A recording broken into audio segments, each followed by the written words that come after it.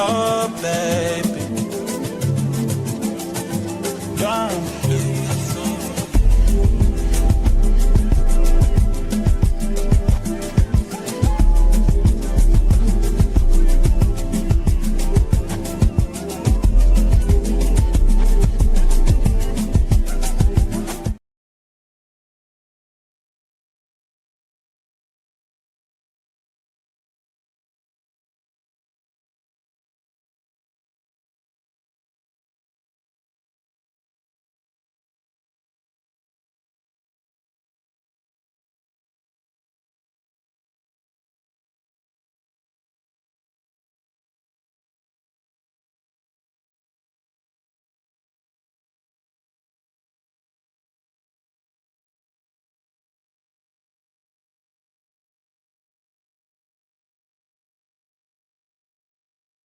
Thank you. See, I'm over here struggle streaming. My audio wasn't even working. Coach Nazir probably thought it was him. Let me start over. It is 9:36 p.m. Eastern Standard Time. Shout out to Coach Nazir and his family, his beautiful wives, for blessing us with a show. We thought we wasn't going to be able to have it earlier. Come to find out it was a mistake on my behalf because I had the time zones mixed up. But he is here, and I appreciate everybody showing up. Shout out to TJ Wolf, Justin Subaka. My wife is in the building. See, both of our wives is in the building. We got Nostalgia in here.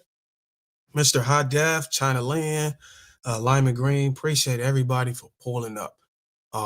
So without further ado, let me go ahead and welcome the guests. What is going on, Coach Nazir? And Fatimah and Nyla. Did I get those right? Yep.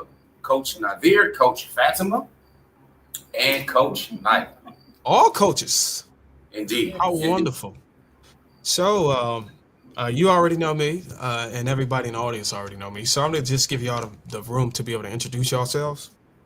Indeed. All right. Definitely appreciate it. First of all, it's our pleasure to be here with you, Mr. McPherson. Darwynn, we are the founders of Outstanding Personal Relationships, as well as the authors of the book, Let's Talk Polygamy Uncensored. And the reason we say that and we smile is because I've been practicing polygyny now for 15 years. I've been married to Coach Fatimah for 30 years now, okay?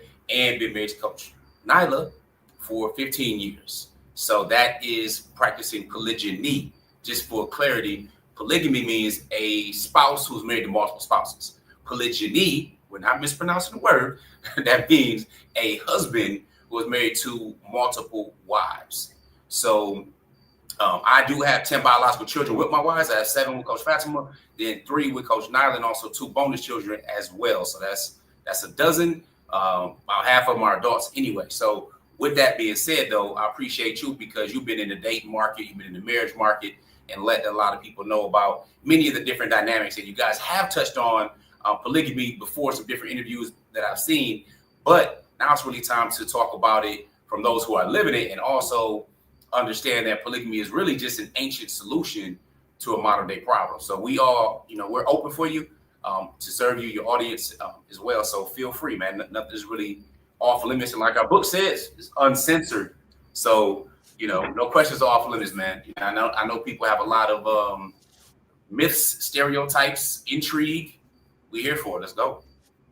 All right, y'all heard that. All questions. So if y'all don't mind, guys, make sure that you send all questions through the super chat to support the show.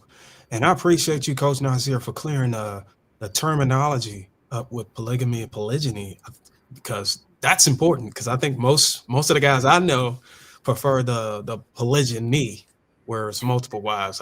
I think it's rare. I'm not gonna say it don't exist. This is your lane, but it's rare. It's probably rare to find guys who are okay with I think polyamory, right? Polyandry. Polyandry, yeah, polyandry. So right. Yeah, and that's why we got you, because you're the expert, and you're gonna be the one who educate us in this area. And I think I'm already confident that guys are going to be able to leave here with a clear understanding of how things work and how to use them in modern times. So let me go ahead and break the first question to you. And I know we spoke offline about, communities and stuff, and specifically the Black community, which probably seems to be most of our concern, because do you identify as Black, like FB or anything like that? I'm just light skinned, bro. My mother's You Puerto just Rican. light skinned, but you a brother. You show enough brother. You know what I'm saying? Yeah, I don't want to get it twisted. I changed my name. Now we all changed our names. You know what I'm saying? We all were born and raised in the church and stuff like that. We're from the Midwest, just outside of Chicago. You know what I mean? But yeah, so it depends on how you want to proceed. Where you can slip into certain type of if you want to, bro. I'm with it. We got it. Or we continue to. Trust me, I look at you as a brother, as brothers and sisters. Indeed. So, yeah. Indeed. So, for the first question, how is polygyny or polygamy beneficial for the Black community? Well, one of the things is that, unfortunately, I think it was Dr. Amos Wilson that really broke down that we the only people out here, Black people, we the only people that really don't recognize that there's a war against the Black family. And has been since the rise of Black consciousness in the 60s. You know, when you look at who funded, just politically speaking, from our perspective, over 100 years ago, we had Marcus Garvey. He's done something that no other Black person has done since, with Black Star Lines, ocean liners, literally doing transatlantic and many different country trade, his own political organization, literally owning your own auditoriums, your apartment buildings, manufacturing facilities. We still have not done that to this day. So our level of organization was extremely high back then in 1919. That's just Marcus Garvey. Then you come through with Malcolm's father, who was a Garveyite, and he's saying we're not necessarily just simply outnumbered, we're out organized. So that was a problem. If you're looking at the feds with J. Edgar Hoover saying the biggest problem to the country is the rise of, this American Negro unity, if you will. Then we had Martin. So we have this whole history thing, right? And this consciousness led to something. It led to this whole revolution, if you will, in thinking back just in the 60s, which leads to, of course, the 70s when it comes to Black exploitation era. Then it comes to drugs in the 80s. Then we got mass incarceration in the 90s. And now we're looking at our family. We talk about single mothers and modern women. We got the rise of feminism during this time by, again, a CIA agent in there trying to convince our women that their issues are our issues. Meanwhile, we feel the brunt of this. So I was raised up Milwaukee, Wisconsin, what I call Jim Crow North, and 80% of single family households are led by women. And at the same time, that was Milwaukee for a number of years. I think it was almost like 9 years or something like that. I have to fact check it, if you will. But for a number of years was leading the entire country in Black male incarceration, with less than 6% of Black males in the entire state, but more Black men locked up per capita than anywhere else, which means our households was trash. And we already know that single mother-led households lead to more promiscuity, crime rates, everything on the negative spectrum, if you will, is that. So if we're looking at facts, we have to look at the whole history of this and where it comes to today. And our households are in disarray. Hence, a lot of us are pitted against each other. And when it comes to leaders of being strong and even looking at our biology just on a human level, monogamy has been destroying us for a while. Now, monogamy in and of itself, again, we're not anti-monogamy. I'm simply pro-morals. But if we're not even getting involved in monogamy and marriages and producing children that come from it, and we talk about broken families, well, there's a modern day solution, or there's an ancient solution to a modern day problem that we have. And one of those is for strong men, those who are exceptional, those who are striving to be more, to become more, and marry multiple women. Now, that doesn't mean they have to necessarily be single mothers. That don't mean they gotta be divorcees or something technically look wrong with them or put down or anything like that. That just simply means that those men who are successful, those men who do strive to be more, can step up as husbands and honor women as wives, versus like has been throughout our entire history. All right. Versus mistresses, girlfriends, side pieces, yada, yada, yada, in an era where love is love until it's polygyny. I heard that, and I like how you broke that down, and it's just paint a whole new version of clarity for me, because what I'm understanding and what I'm hearing is it's a lot of systemic things that took place throughout history and up until today that kind of shrink the pool of men that's viable men that could take care of the growing population of women. And I think it's on the men that is left to not leave women, without an opportunity to be a mother or a wife, and just step up to the plate and take care of our own and date within our race, so that we can, continue to populate and continue to produce people for the sake of, offsetting the imbalance at a later time. And correct me if I'm wrong, if I'm misunderstanding that, but it seems like a noble thing that men would have to want to do. And I think the challenge is, at this rate, or with this understanding of Black women right now, how likely do you think Black women right now will look at this proposition from Black men and say, hey, look, I'm going ahead and build myself up and build up my prowess, my ability to be able to take care of multiple women for the sake that no women is left behind in our community. Pitching that to these women might seem like it might fall on deaf ears, and they might be like, oh no, I'm not sharing no man and all this stuff, So I'm just curious how that conversation would, the likelihood of that conversation. Ask the ladies. They haven't had an opportunity to really introduce themselves, so why not talk to Coach Fatimah, Coach Nyla? Matter of fact, ask Coach Nyla, because she chose it. She chose polygamy. I wasn't out looking necessarily for a second wife with our backstory, but they can introduce themselves as well. Go ahead, because it's still the woman. Let's introduce ourselves. So Coach Fatimah, introduce yourself first. Okay, I'm Coach Fatimah. Like Coach Nazir was saying, I've been married to him for 30 years. I came from brokenness twice, meaning my parents never married. They broke up by the time I was 3. My grandparents divorced a year. Their divorce was finalized a year before I met Coach Nyla in high school. So my goal as I got a little bit older was to never have being a woman that didn't get married on my radar, because I valued it through my grandparents, but I also had to understand that sometimes it just doesn't work out. And I wasn't ready to do either one. I wanted to get married and have it work, and not get married and have it not work out. So I say this often, and I mean it. I don't know anybody that goes into marriage saying, I really hope this fails. I really hope my family's destroyed, whether it be monogamy or polygyny. So one of the things you brought up, you mentioned the conversation and how conversations may go.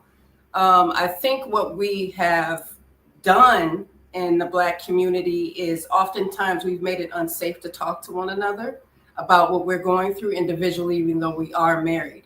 So as I got married at 20 and my then husband was 19, he's not 19 sitting here right now. So understanding that growth and evolution of growth is important, and that what our husbands or what their wives may want can and will change likely. I saw this one man mention, he said, you know what, the man you married today is going to be the same man you married 30 years ago, or will be married to in 30 years. Meaning basically some things about him will not change. However, he'll experience growth, and with that, maturation. So I had to understand that the Barbie dream house fantasy I created for Coach Nazir to live in when he was 19 changed. So for me and for him, and part of loving him is understanding that he needed to evolve, and so did I.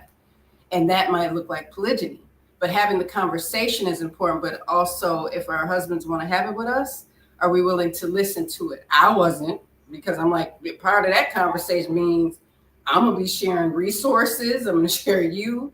And little did I realize at my young age was that I was already sharing him with the other people that loved him, his children, his mother, his father, his siblings, his business associates, his brothers in Islam. So the level of loving him only deepened, and it expanded in what was polygyny. And I can't be a Muslim woman that is practicing Islam and not embrace that 100%.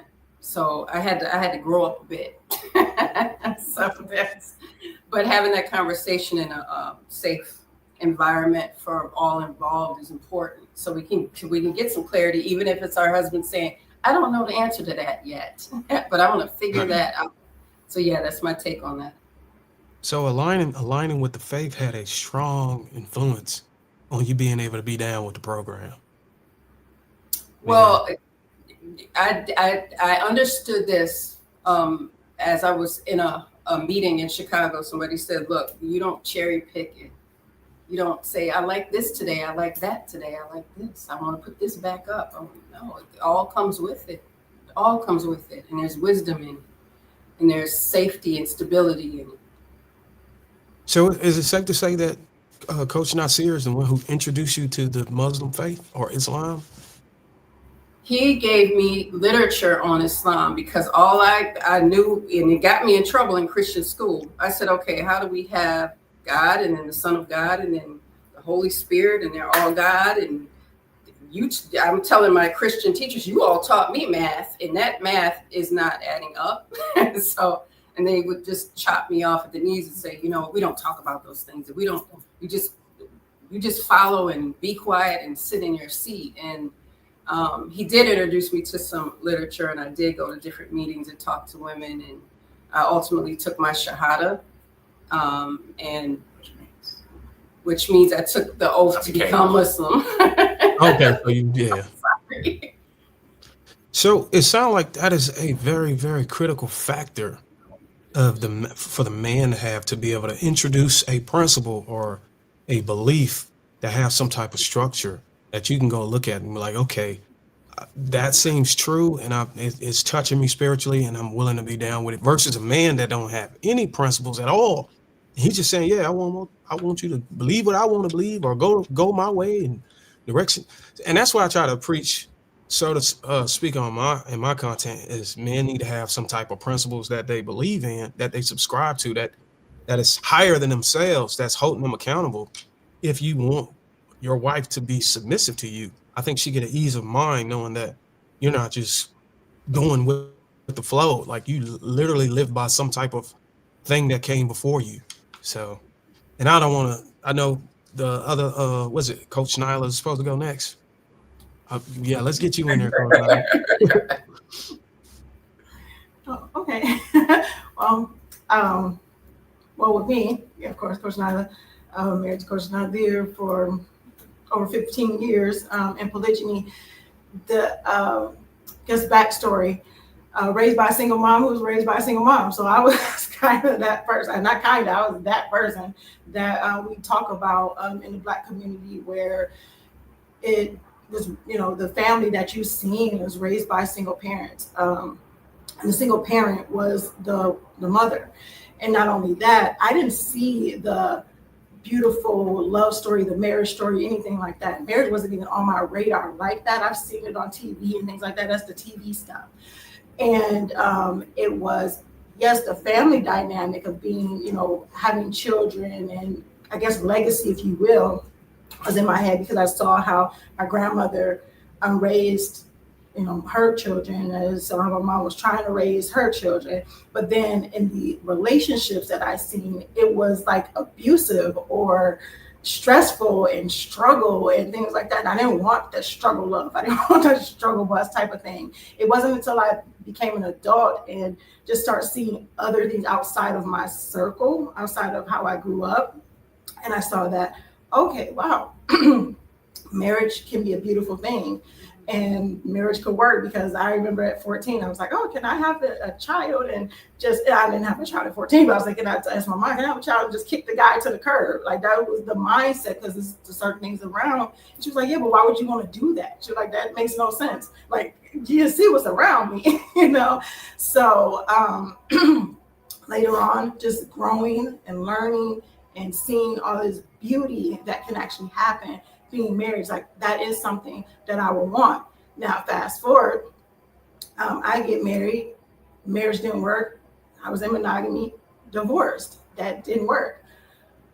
Fast forward later on, that was even after converting to Islam, because just wondering why people believe what they believe and think what they think. And I've been around a lot of different people from a lot of different faiths, and Islam really just called to me, and alhamdulillah. But I said, I started reading, because when I started studying Islam, people who weren't Muslim, anything like that, their first thing would be, well, you know, their husbands can have multiple wives, right? You know, they can have more than one wife, right? Like nothing else that they would say about it, but that was one thing. And I was like, okay, kind of let it pass. But then they kept saying it, and I'm like, okay, what is this whole thing? I read a book called Polygamy in Islam. I think that's what it's called, right? Polygamy in Islam, by Bilal Phillips. And as I was reading it, I was like, oh, I can see why that actually makes a lot of sense. And it was pretty much kind of like a structural way, and how it helps with, you know, society and all these different things like that. And I'm like, okay. And the rules of it, where it's rules to this thing, it's this regulation of it all. And I'm like, okay, that makes sense. But that wasn't something I still didn't go and like, oh, let me find me a married man to go marry, you know, type of thing. This was before I married in monogamy. So thinking about that later and being honed in, and like I said, it made so much sense all around the board. But that's the take of polygamy that I had, or in my mind, or what I read about and what made sense to me. I wasn't even Muslim at the time when I read about that. And it was like, I understand how I could see how this could have helped when I was growing up. I could have seen how, you know, women who I've seen that were being abused, or who were single, who were to actually have people, to have something that was there for them, that was a guide, there were men out there, because I had my view of men that wasn't the most positive thing after seeing what I saw, but seeing that, oh, well, if this was followed, then of course you have protection, of course you have the guidance, of course you can build a beautiful legacy with these things. So when polygamy, when it came to the point of looking, I guess I wasn't even looking for polygamy. It's just that the person who I saw was a upstanding man, an upstanding individual, a leader, a provider, a person who I was able to actually see how he operated in his life, how he operated with his wife, how he operated with his children. That made sense. And knowing that polygamy is allowed, it was like, okay. And then also seeing the family dynamic, I'm like, this is a nice family dynamic I think I could get with. And, you know, have my guardian, my wakil, my wali, shoot my shot, you know, so to speak. And pretty much, I would say the rest is history, but that's pretty much how it went. And it just made sense to me, how that can help. But like I stated before, that wasn't the thing. It wasn't him actually just searching for polygamy. It's just that the man who checked the boxes, so to speak, was already married. And that's usually kind of what people say. They're like, oh, the good men are usually married, or, you know, and you're dead or something like that, whatever type of thing. And that happened to be this man right here. He was married, not dead, or not dead, and gay. Married or gay. Men are dead too, but married or gay. And I'm like, man, we're trying to marry a gay dude. And, you know, and he just happened to be, you know, one of them good men that was already married. So I'm curious, Coach Nazir, like, what is your qualifications? Because I would assume that most people think that whenever you're choosing multiple wives, they got to meet this, you know, this superficial criteria, you know, the criteria they say, oh, you got to be childless, you got to come from a two-parent household.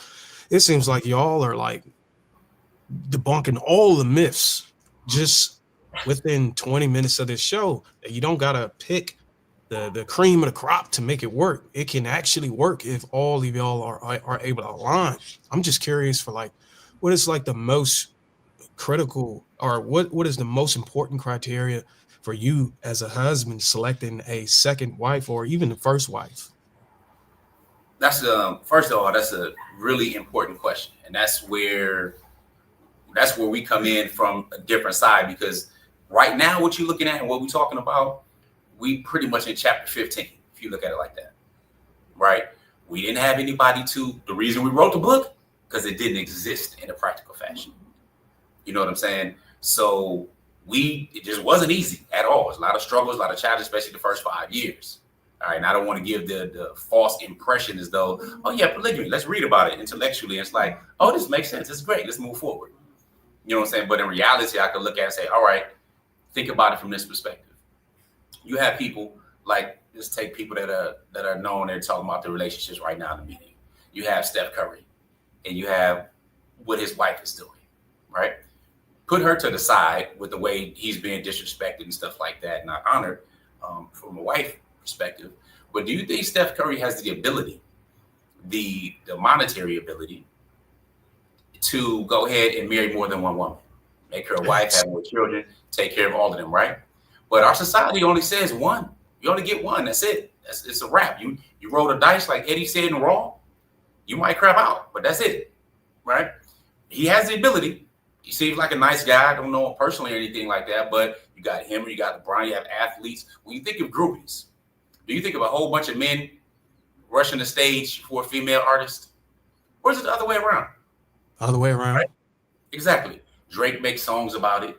You know what I'm saying? About how they coming to my show, and you see Usher out there embarrassing men, but the women embarrassing men and stuff like that. So we see this thing that we normally understand. We also understand that there are women who prefer to date married men. Really interesting. Sadly, it's immoral, but you have this thing out there that exists.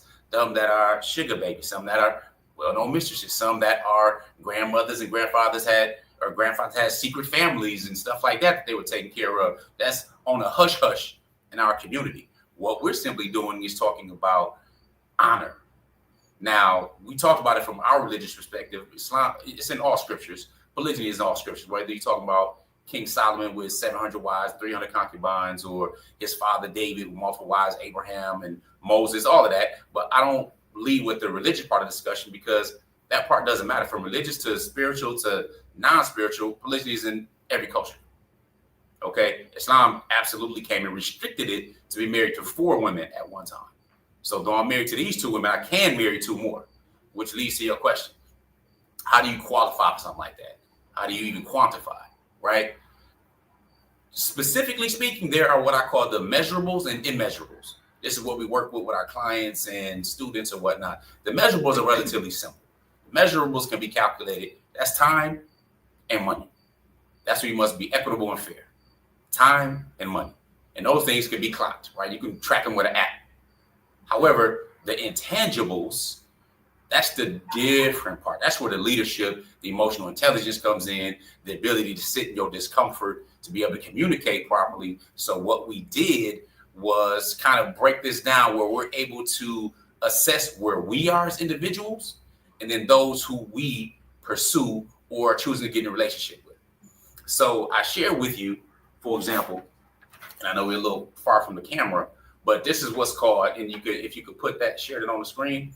This is called the L1 to L7 spectrum, right?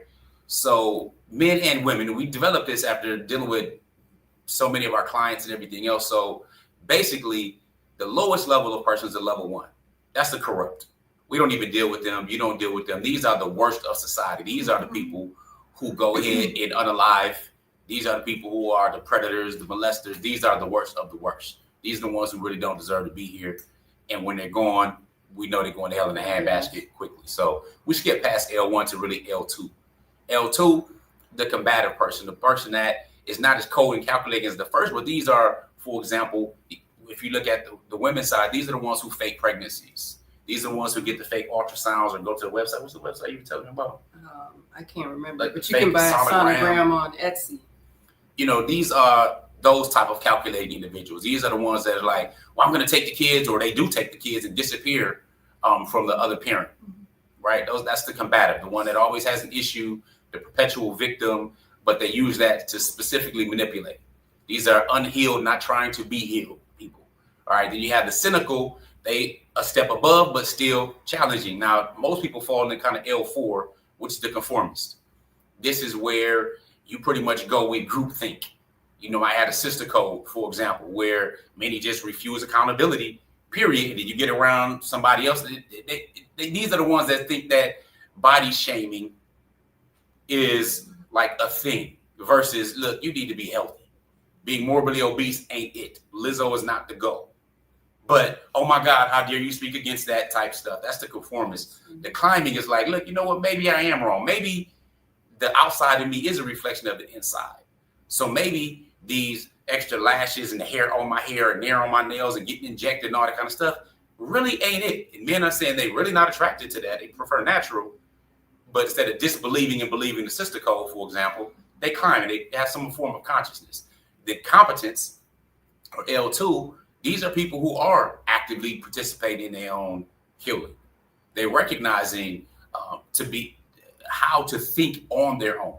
They're knowing how to think and choosing what to think versus just being led by the masses, what new trend is out there on social media, and looking externally for validation.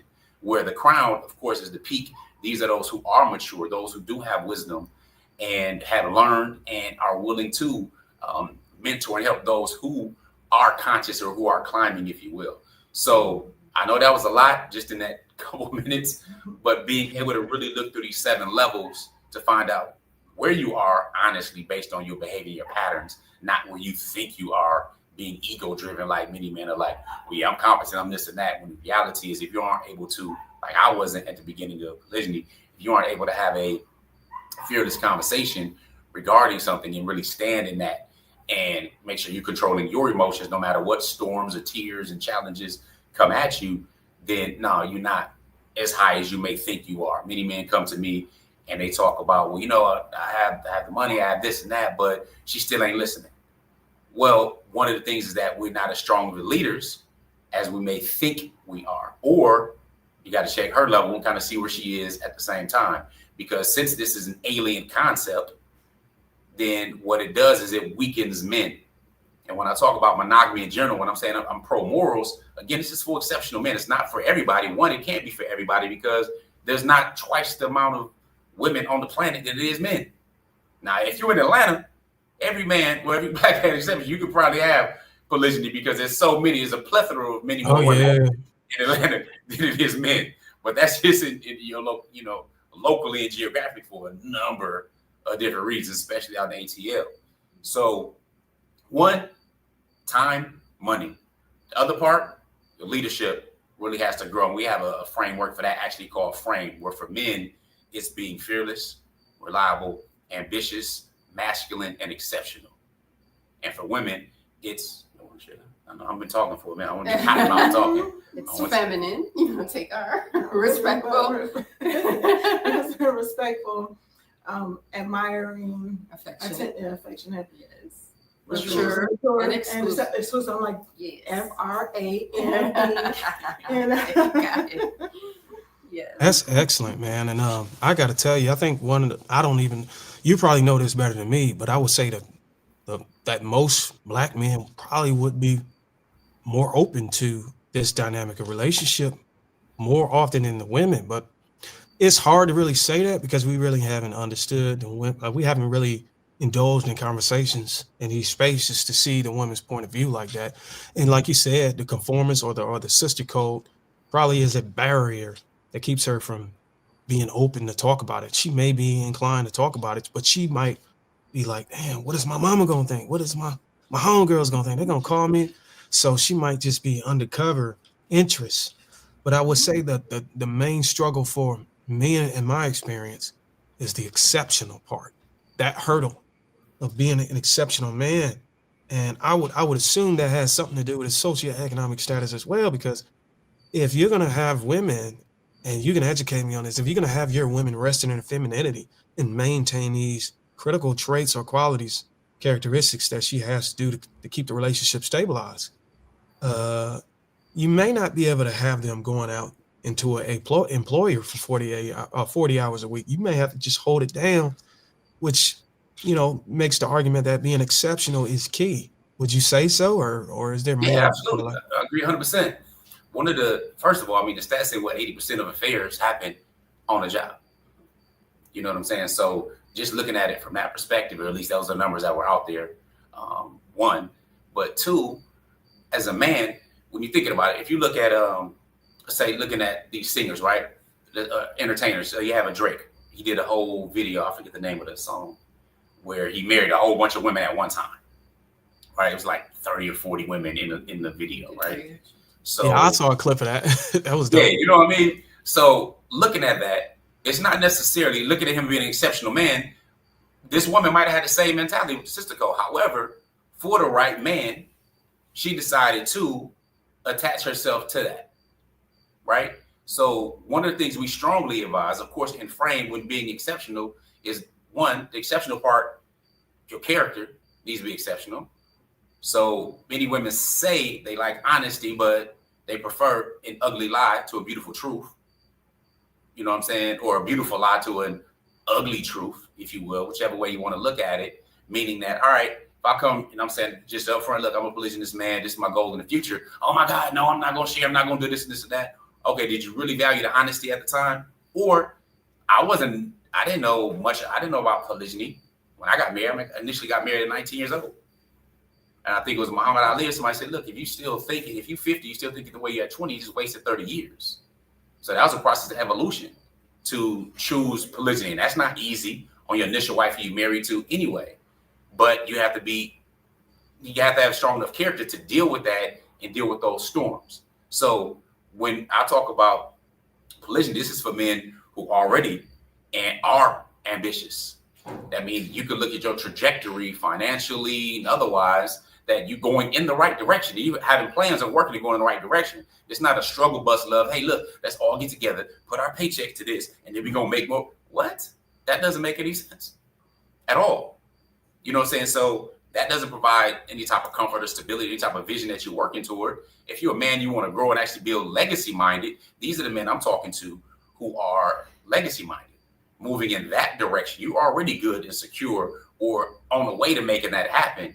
And you know who you are. That's a motivator, because the reality is many men don't want polygyny.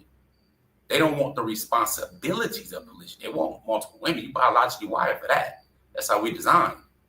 But the responsibility that come from it, I mean, was my father, them uncles and great uncles and all. It was like, well, I bought a cow and you get the milk for free. You know, these statements are saying are well known. But you must hold yourself to a higher standard in order to really jump into something with honor, because you are going to get that blowback from family, from society, and everything else. And the crazy part about it is that reminds me of Dave Chappelle skit when Keeping It Real goes wrong. When the phone call came in, somebody hung up, don't be playing on my phone and all that. And she's sitting there with her girlfriend and ended up getting locked up and all that kind of stuff to find out her girlfriend was the one with her man. You know what I'm saying? So understanding these different dynamics that we're so accepting of and okay with versus raising your standard and your morals, and then that inspiring men to grow, because you don't really have that inspiration. If you're monogamy, you get married, all right, cool, that's it. To grow, to thrive, to invest more, and you can be very comfortable and straight, and that's that. Whereas when you look 100, 200, 500 years ago, men had to go out and get it, had to expand. They had to live in a conquering, in their expansion mindset and continue moving and building families. Where today is, you could become complacent, and then you have your other outlets, which leads to a lot of dysfunction and behaviors that can be a little bit more decrepit, whether that's dealing with your OnlyFans stuff, or that's out at the clubs, or that's swiping right and left on these different apps or whatever, these one night stands and so on, further perpetuating the brokenness of our community, because polygyny isn't even an option on the table for discussion. And I'm with you on that, because I firmly believe that, like, people like Steph Curry, people like LeBron, any athlete that can sign anywhere from $300 to $5.5 billion contract and bottleneck into one woman, knowing the people in his community, the odds of basically the things we touched down, the disproportionate men and women based on the systemic pressures over history, pulling men away from the women, and being able to fill that void mathematically. I think it's very selfish of any man, like a billionaire or somebody like that, to just only have one. I get it, your morals and stuff. Look at Stephon Diggs right now. Look at how many women he got pregnant right now. Or you got Nick Cannon. I think Nick Cannon or who is it? Cam Newton got a great number of children too. Yeah, bro. You know what I'm saying? So it's like, I'm simply talking about bringing it under a moral foundation where you can actually build family. You're not just spreading your wild oats like Prince Akeem. Right. You know what I'm saying? Does your book ever mention how to approach the legality side of that? Like, because I think in most states, I think in every state, literally, like it's no way to get around it legally. Some people say the covenantal marriage, but as far as being recognized by the state, that's off the table, right? Yeah, right now polygamy is not legalized in America. So you would have to get out of the country, and that No. This goes into This goes into what you consider lawful and legal. All right, two different things. okay. Right now, if you believe that the government came up with the institution of marriage, and that's up for them to regulate, then that's your choice. I think that marriage was here before any government, period. Especially before government registration and certificates and licenses that began early last century after the creation of the Federal Reserve Bank. But that's a different discussion in and of itself. People will get married, they have a ceremony, they put in their Bibles, or they have witnesses and stuff like that. That's their marriage, that's their covenant under their religious rituals or ceremonies, whether that's jumping in the room or anything else, right? So you got legal, state recognition, state involved, and like the divorce attorney James Sexton talks about. When's the last time anybody ever came to you asking to see your marriage certificate to see if you're married? Never. You could have a wedding, you have all this. So nobody's ever done that for me. I've been married over 30 years, legally. But when you put the state in your business, then your state gets to dictate things, even retroactively. So one of the things he suggests, of course, is a prenup for anything. Minimally, what's yours is yours, and mine is mine. So if you ever break up, it'll go back to that, right? So when it comes to polygyny, here's the other part. Living in the United States, you have an unrestricted right to contract. So if you have a prenuptial agreement, right, that's outside of the court system, but that'll be recognized in the court system because it's a contract, and you have a right to do this in every state. So having contracts prepared properly, one thing is to protect your rights. Similarly, when it comes to child rearing and stuff like that, you don't have to wait for a court to put in the order of child support or visitation, yada, yada. You can already have your contracts together amongst yourselves that are enforceable. You don't need a third party to act and behave as your parent. You have to be an adult and do some adulting with your own personal contracts. Now, on the flip side of that, also recognizing what the wealthy do. They utilize entities. All right. I'm sure you've heard of it saying, listen, own nothing, control everything. So no, you don't need to own anything, one, in your name, because you should probably be utilizing corporations. You should be utilizing trusts in order to, one, to protect your privacy, your legal liability, and also when it comes to polygyny, being fair. If you own a corporation and your wives own an equal share of the company, that's being fair from the go right there. You know what I'm saying? So being able to think on a higher level, and it requires that exceptionalism, if you will, to come forward. So if you need the state to recognize you, then you're just going to be stuck with monogamy. Now, if there's a book by Dr. Nancy Cott, she's a Harvard professor. The book is called Public Vows. She goes into why polygamy died on Congress's floor back in the 1800s. This is not some brand new idea. You know what I'm saying? She really went deep into why, and it basically comes back to white nationalism and superiority and stuff like that, onto why they didn't want to have polygyny legalized, because it protects men. A lot of people think it protects women. The whole court system is not about protecting the family. It's about getting money and exuding control. But polygamy protects the family, where, for example, monogamy protects the men, meaning that you're responsible for this one woman and the children that come from this one woman. The other ones are bastards and stuff like that. They gotta find out and do what they gotta do. They don't have any rights, if you will. So when it comes to legal versus lawful, we understand that marriage came from the Creator. That's lawful. You should be doing that, and having that covenant, having that protection, and protecting your private parts. In turn, doing much better for society than not, because we see where the not is getting us. And you know what? That makes me feel better about the whole concept, the way you drew the comparison between lawful and legally. Because if you look at marriage as a whole, and then you have a, you have a religion, you have a faith, and you see what is being done with the entity of marriage. The whole concept is being monopolized and corrupt. So just taking back what was lawfully yours, what was God's intention, it makes more sense. And it actually gives you an ease of mind that your salvation is not under a microscope by living through it lawfully, even if the state, because I had an argument with someone and they said, man, you got to go by the state laws because, you know, that's what the Bible said. But so, well, the state law said both men and men can be married. Now, you see how jacked up this thing is. You're going to follow it to the T like that, or you're going to follow the word. The word is always going to be here, regardless of any law is going to pass by. The word is going to remain. So it gives me an ease of mind and a better understanding that if I ever have a conversation with the wife. No, I'm just kidding. I'm scared.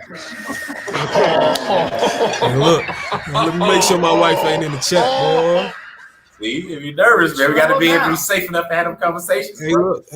I'm gonna talk to you about that offline. But anyways, yeah, I guess that brings me to my question before we talk about how the children can benefit. I just got one quick question to the ladies.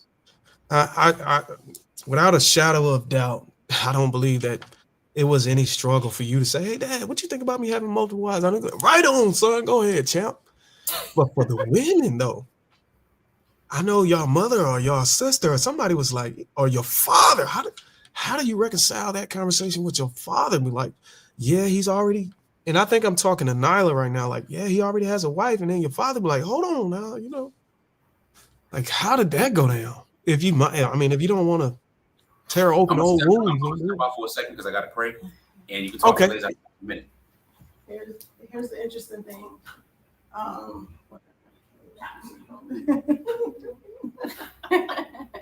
So the interesting thing is, like you said, it's funny because I was going to get into that, so it's just good that question came up. When it came to the conformist part of everything, I call it the echo chamber, like, because I feel like when it's a sisterhood is actually supposed to help you and keep you in line. They help support you, but they also let you know when, you know what, girl, that's stupid, you know, type of thing. The thing now is not really the sisterhood. It's more of an echo chamber. It's more of a ratchet raucous or whatever you want to call it. That's more of what it is. So, but my thing was, so many things I've done in my life was against the status quo, so to speak. It was against what I was like the first to do type of thing. So whether it was to start my own business, I was the first one to go to college. I was the first. It was so many things that I was the first to do. I'm the oldest of 9 anyway. So that is just how it was.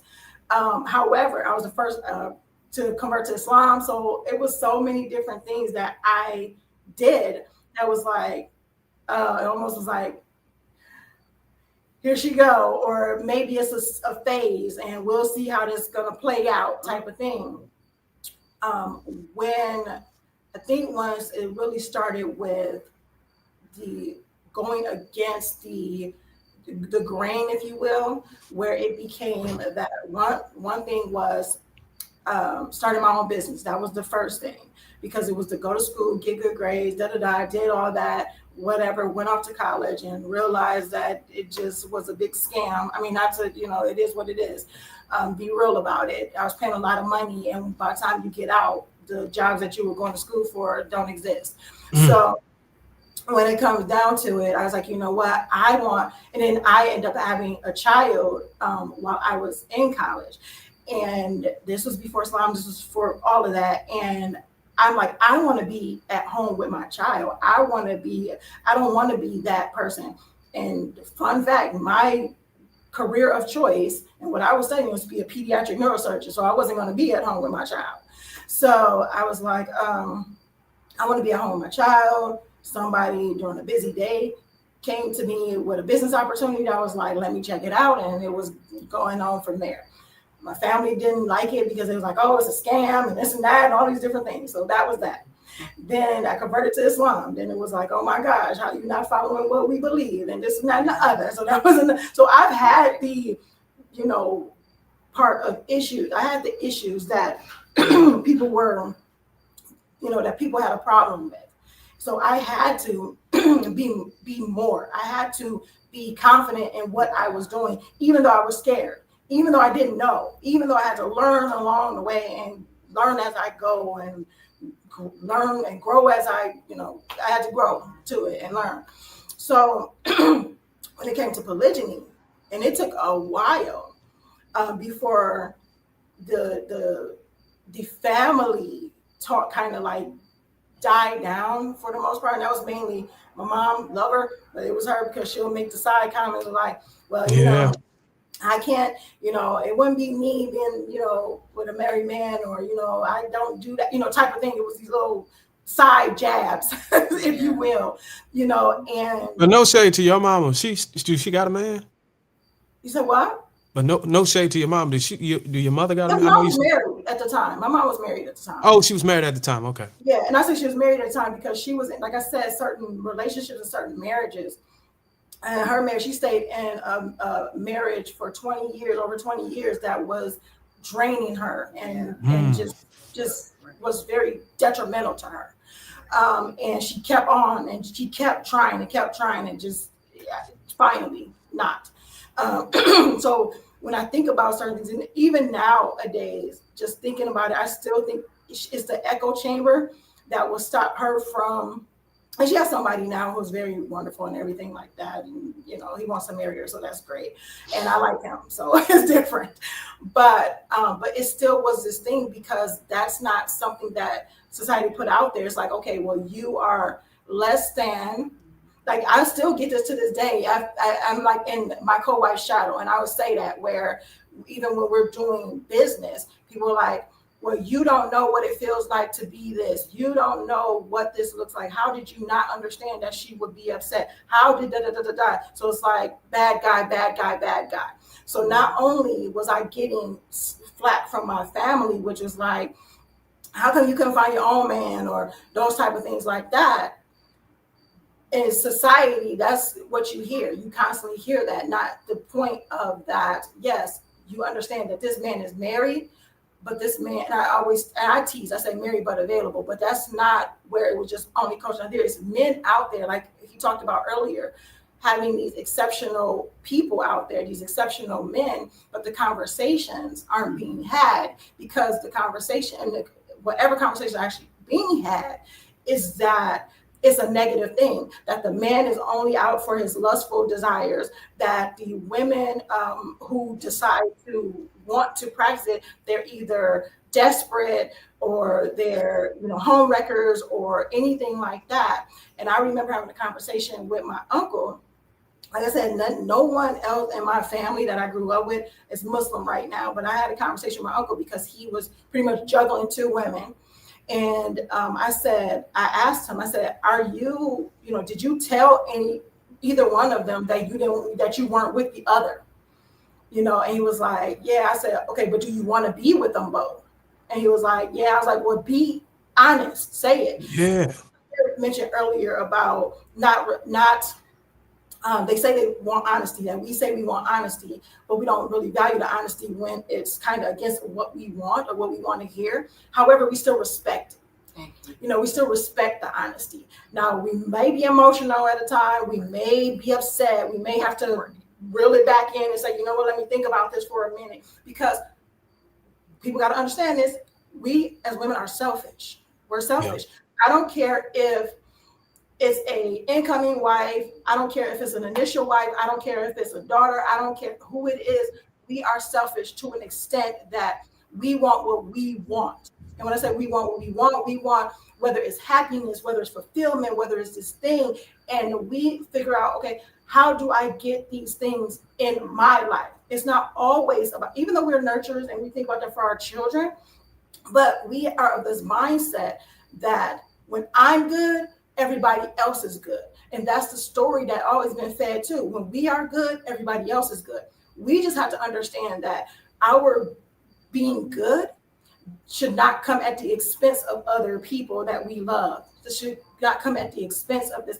What does that look like? What does that look like in polygyny? Because people are like, well, that sounds contradictory, Coach Nyla, because you're saying that it shouldn't come at the expense of anybody, but an incoming wife coming in could be at the expense of the first wife. Not necessarily, because when it comes down to it, when you're thinking about family dynamic, when you're thinking about growth, when you're doing, like I said, the conversations are on these narrow-minded topics, narrow-minded ideas, instead of the legacy and the building of the family. I've seen a number of women who are in polygyny. Now it's starting to come out that some of them, we don't stay in the same household. I mean, we're not in the same household, but there's some that stay in the same household and their sisterhood. They're doing well.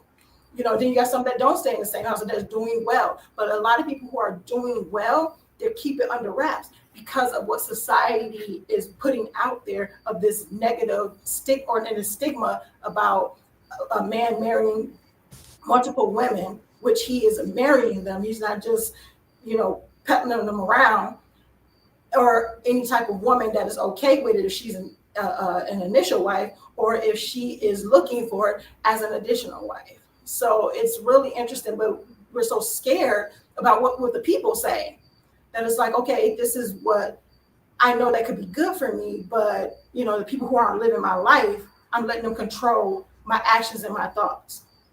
Right. So is that something that y'all mutually agree with, or did that just organically happen that y'all were in separate households? Because looking from the outside in, I think it's safe to assume that most people would think that y'all were sharing the household all the way to the bed, same bed. What is it? No. A king size? No, Not and never. No. It's Not the bedroom. So there is boundaries. Yeah, definitely. Absolutely. And Coach Nyla, he'll talk, and he says it. He understands that. He said queens need their own castle. We have our own likes, our dislikes, our things that we can do together, things that we would rather do apart. When it comes to being able to have your own space, that's very important. You have your own space to grow, and then you have this time to connect with each other because you miss each other, type of thing. I feel that way. Like, they say distance make the heart grow fonder, type of thing. Sometimes when you're so about it, and I think about even with my kids, I'm like, y'all got to get out of here sometimes. I need y'all out of here. So being able to connect with that, and then plus our family is so huge anyway. If it was anything of living under living under a roof, it had to be a big, it had to be like an estate, type of thing. But that was already Predefined. done. It wasn't anything that you had to discuss, because it was like, okay, this is how it's going to be, and that makes so much sense. Because another thing too that women have to understand is that we've been so trained and conditioned that we know it all and that we are the leaders. It's like, okay, push the man aside, or, some women are trained, I don't need a man for this. I don't need a man for this thing and that, because I have all this going on, but we need each other. Yeah. And we are naturally soft. We are naturally nurturers. We are naturally supporters, but we bought into this narrative that it's just about us and nobody but us. And when it comes down to it, we're not respecting the decisions of the leader. We're not because we're bucking and fighting with that nature, that natural order of things.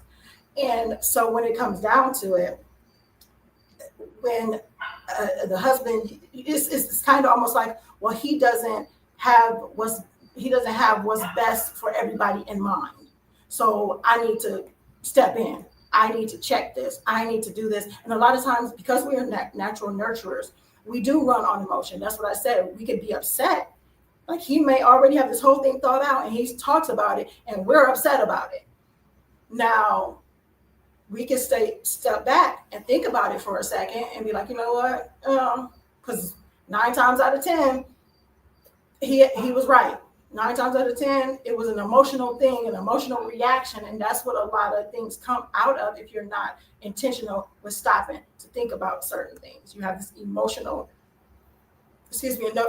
reaction, right, to things. So when he stated, just pretty much this is how the things are going to be, It's like, okay. And throughout our years, we've worked and changed and evolved and grew and these different things, but one thing stayed the same, that separate homes will be separate homes. So obviously he can't be at two places at one time. How do y'all reconcile with the schedule of, or how much time and duration he's required to be in this house versus this house, relegating that time, and also the children? Like one would argue that all of the kids that y'all make collectively are considered siblings, and they might miss their little brother, but he down the street at the other house. Like, how do y'all deal with that? That's a good question. And then also, secondly, is it a penalty when he's running late? Like, hey, you supposed to be here 2 hours ago. Well, one of the things is, first of all, of course, people can run things how they want to run them, but we advise as best practices to have your own space, period. And of course, I already had a large family to begin with, had 6 children at the time before partaking with polygyny. So we're not going to come up on the same house. Unfortunately, there's a lot of over-sexualized stuff online when it comes to polygyny. All right. Yeah. As though we need to practice polygyny in order to have a threesome and all that kind of stuff. Right. Yeah. So that's the way it's put there. They all on each other and all kind of stuff with Neo, for example. And that's what they ain't polyamorous. So that's not even a polygyny thing. So that's the idea that really is just pushed out there as some type of what is that called? Like the hedonism, just these hedonistic thoughts in the way of living. So separate homes makes more sense and best practice when it comes to building families.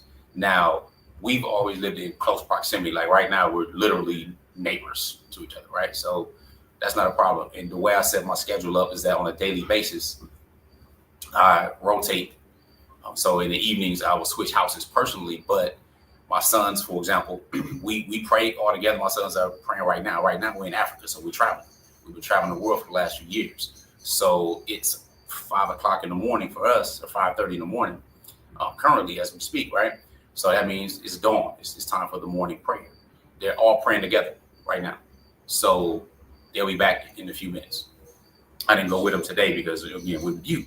So we together every day. So my son, we do world schooling. They together in one house and then the other house and stuff like that. So that took time to get to that point, of course. That takes leadership, that takes vision, that takes thinking beyond yourself. Again, that's legacy driven to begin with. So, but my house is on my house, my sons and family, they come to any house they want to at any time. You know what I'm saying? There's no restrictions and stuff on that. Now that might not mean they're necessarily welcome at a certain time because, you know, when they're watching the game, you know what I'm saying? You know, we several hours ahead. So it's 2 or 3 in the morning sometime the game come on, football game comes on, and they might be just cheering or they might be upset and the other people trying to sleep. Yeah. You know what I'm saying? So, but it's about family and actually really about family. That's the thing that really matters. You know what I'm saying? So that part is crucial. Okay. My wife's going to go ahead and get ready to pray. Okay. Right now as well. It almost sounds like something, this type of dynamic, with the degree of difficulty would increase if you guys was in the United States. Like, just imagine dealing with all the, because I would think that the people in Africa are more respectful for it because it's cultural.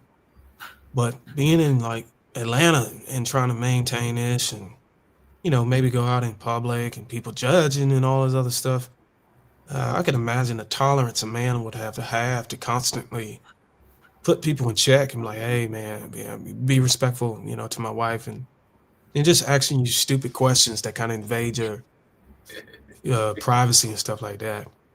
Because, I mean, I can't tell you how many guys like, are you going to ask him this? I'm like, no, bro, like, come on, man. We're grown-ups over here. You want that kind of conversation, you're going to have to go to one of those, what do you call it, hedonistic channels. Right, you know what I'm saying? Indeed. Now, the thing is that when you're a man, when we talk about frame, so my wife, they both want to pray right now. So as a man, when you are operating, you have to increase your frame. And again, I mentioned it earlier briefly, but the first part of frame is being fearless. Not fearless as in you just don't ever have any fear. That's not part of it, but more fearless. Being able to sit in your discomfort. You weren't designed to just have an easy life. I mean, it's part of the Marines, embrace the suck, right? You know what I'm saying? That's part of the motto. There's a part of suffering and pain that you're going to have to experience as a man that is required for any type of growth in your life anyway. Whether you're talking about getting in physical shape, you're going to have little small micro tears in your muscles that's put on by resistance of the weight that you lift in order to get what you want and have to take the time to heal. So pain, suffering, these things aren't necessarily bad. Hurt doesn't necessarily equal harm. All right. So it goes into the type of man. If I'm bothered by other people's whispering and saying this and that, then I am not where I need to be emotionally. Right. I'm not where I need to be as a leader. That isn't anything for me. Women, it's more different. But as a man, raising up that fearless level. Now, for men I speak with, they're generally intrigued anyway. They like, man, my wife never, and they joke, you know what I'm saying? But again, if we're not even in a safe space to have an intelligent adult conversation when it comes to this, then we are harming our own communities and our people and legacy. Because the fact of the matter is, I don't know about you, but I could pretty safely assume, like my peoples, your peoples, we got uncles, we got cousins, we got granddads, we got all that who had side pieces and other kids, all kind of stuff like that. Mm-hmm. Yeah. I think it was the Godfather himself that was saying, look, man, he's at this level. These women want him. So don't bring back no disease, no outside kids. He deserved to have somebody else. Now, he wasn't talking about polygyny. I'm talking about, of course, polygyny, doing it respectful in an honorable fashion, not just having access to women to, utilize for sex or what have you. So knowing this and being a man, you raise your fearless level. Then your reliability must be. You got to be a man of your word. I think it was Tony Montana said it best. He was like, look, all I have in this world is my pause and my word. You know what I'm saying? So that's crucial. Your ambition got to be going in the proper direction. I think, what was that, Kanye, when he was talking about ambition, baby, you know what I'm saying? Yeah. Where you wash the dishes, but then you be up to the fries, right? But then your masculinity, the image for masculine, understanding what this means. This is just some, machismo or being macho, this and that. I'm a red pill, this or I'm such. Nah, man. You have to really stand in your masculinity. You got to be able to be willing to accept that discomfort. You have to be able to really say, all right, listen, if she disagrees, you could disagree. But the vision that I'm going in this direction, you either have to be on the team or not on the team, where I give you time to really process it, but it's extremely important. See, that's where the turning point happened for me in polygyny. Initially, like I mentioned, I was more of a conformist on this level as that L4, right? Yep. Where it's like, okay, well, they don't have to be friends. They don't have to really do this. And I was too soft because outside of the house, take care of business, invested, running business, making stuff happen, leading a team, no problem. Inside the home, no, I was more soft to my wives because you're the provider and protector, right? But as a provider and protector, you want to make sure they're okay. You provide them, protect emotionally and stuff too. So anything that brings them to tears or they not feeling well or something, you try to reassure them. I was being too soft at that point. So one year what happened was that we went to our Eid celebration, our holiday celebration. We went to the Eid prayer. We went to the park. Everybody was there. My wives were there. My kids were there. But they were like moving like kind of ships in the night. The tension was there. My kids were seeing this. And I'm just feeling like this weak leader. Like, what is you doing? How's this tension here? These women are becoming cliquish. They clinging to your initial wife. And then the other wife doesn't feel good. And I'm like, no. At the end of that event, I'm like, listen, this is how it's going to be from now on. We all going together. This is my family. Y'all all under my umbrella. It's not going to be any of this over here and over there. Once I put my foot down on that part, making sure I was standing in my masculinity, that's when they cooperated. They were looking for some strong leadership. Women are attracted to confidence, assertiveness, courage. And I was not demonstrating that at the levels I should have been demonstrating it in the home. How did you learn that? Well, I learned it mainly from business principles. Yeah. All right. So leadership principles like 21 Irrefutable Laws of Leadership by John Maxwell. Right. And in business, I was always involved in personal development, with growing a team, with effective communication, with active listening. Right. By participating in different seminars, whether that be Tony Robbins seminars, Brendan Burchard stuff. So I'm investing in myself in different areas of life. And I recognize these same characteristics are needed, especially with the family. So the reality, if I'm talking business terms, I'm a CEO of the family, but my wife sit on the board. So they give me good counsel because we're going in the same direction. But I got to be the chairman of that board because ultimately the decision still relies on me as the man to lead it. Where monogamy goes, for example, many men are emasculated because of the weaponization of sex. So men are told they got to provide and protect. We know what our roles are. When you ask a woman, what's your roles? What do you bring? Well, she's not in the mood. She can deny you, but that covenant says, look, you my only outlet, but you have a problem if I want to get it from somewhere else. So therefore, now the power dynamic in the marriage shifts where she's in control. She can weaponize sex. Now you sitting here, sex is marriage. Polygyny. And you the provider. And you got to worry about that no more. You still got to do it, regardless of how you feel. You still got to provide. You ain't gonna take it from her. You know what I'm saying? Not as a noble person, a human being. You know what I'm saying? That's ridiculous. So it emasculates it. It has that imbalance.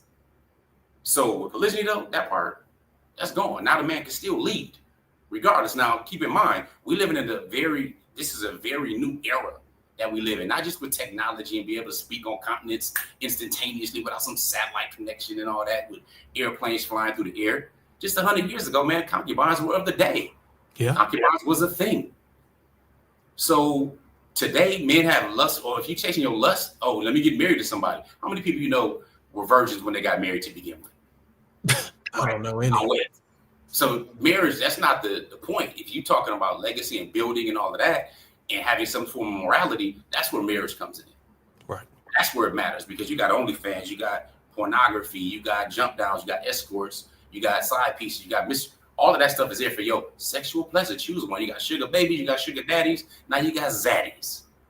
All this stuff, they're all cute until you're talking about actually building, right? So that's where it goes to, what does family actually mean? Well, with polygyny, it allows men to stay in their masculine. That allows them to lead, but because it requires you to become more than twice the man. Yeah, it's cute to talk about you don't want multiple women, blah, blah, blah. You may even have multiple women. People may have multiple women, but they don't know about each other. That weakens you as a man. That takes your reliability and who you are in your word in weakness. That's not attractive no matter what.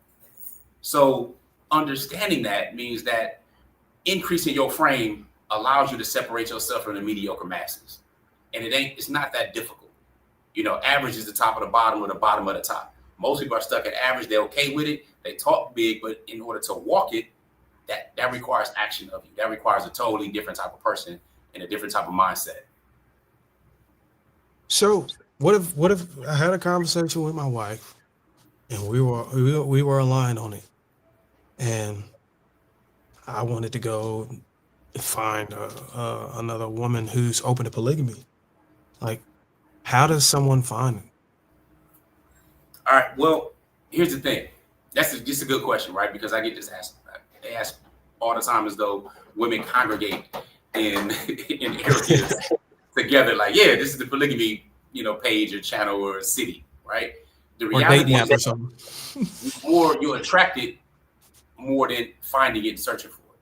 You become the man who attracts it. I'll give you an example. I'm responsible for 5 daughters, right? 2 of them are already married, maybe granddaddy, so I'm excited about that. But 3 of them still need to get married. All right. Now, these 3 never been in a relationship, nothing like that. They prefer their husband practice polygyny. So it's my job to try to find a man that helps qualify for that in order to go ahead and, marry them and so on, build families and everything else. So they never been in a relationship whatsoever. All right. So it goes again into that maturity. But how to become that exceptional man and let it be known that you're a polygynous man. Because other men, myself, for example, am looking for husbands. There are uncles, there are aunts, there are mothers, there are grandmothers, there are people that want their daughters to be married to marriageable men. Marriageable, whether he's married or not, he's a marriageable man. You look at this man, it's like, that's a good man. Is he open? Does he possess the resources, the emotional wherewithal, and so on and so forth to measure this person for this young lady here? That makes sense? So it's becoming that way. So you do speak to your wife and you're open to it, then of course now you need to make it known. Make it known to those same people that might talk crazy to you, might be your mama or aunt or somebody else or whatever, that, yo, you know what, I'm into polygamy, I'm looking at expanding such and such. So one, you make it known. And then that's where you'll likely receive responses. They slide in your DMs or what have you. But now you also have to have the discernment to make sure you're not just seduced by your eyes like men generally are. Women are seduced by their ears. You know what I'm saying? We're running a game. in order to choose well. And generally, I think I like how you put it when you talk about women need that representation, or they need somebody to represent them basically in discussions. Or, you know, men used to go and ask for their father's hand, and the father would be the one that protect his daughter. So you call it covering, right? Yeah. Well, we call it having a representative, or a wali, or a wakil, who is a guardian. That's basically a man that's there that helps vet this man. There's not that barrier there. You know, women think it's women's intuition and all this kind of stuff. You know what? That doesn't seem to be working well. But there's some type of covering, because good game recognize all game. So having a man there in that process matters. So many of the people, it's not necessarily going to be the women that are going to be on the front line. Now, the women can go to the man, but men are also looking. So if you are that type of man, you say, all right, I'm on this channel. I'm looking for, you know, I'm open. My wife are discussing polygamy, and you know what? I'm open to that. I think I want to have, you know, maybe 5, 6 more children and stuff like that. She understands.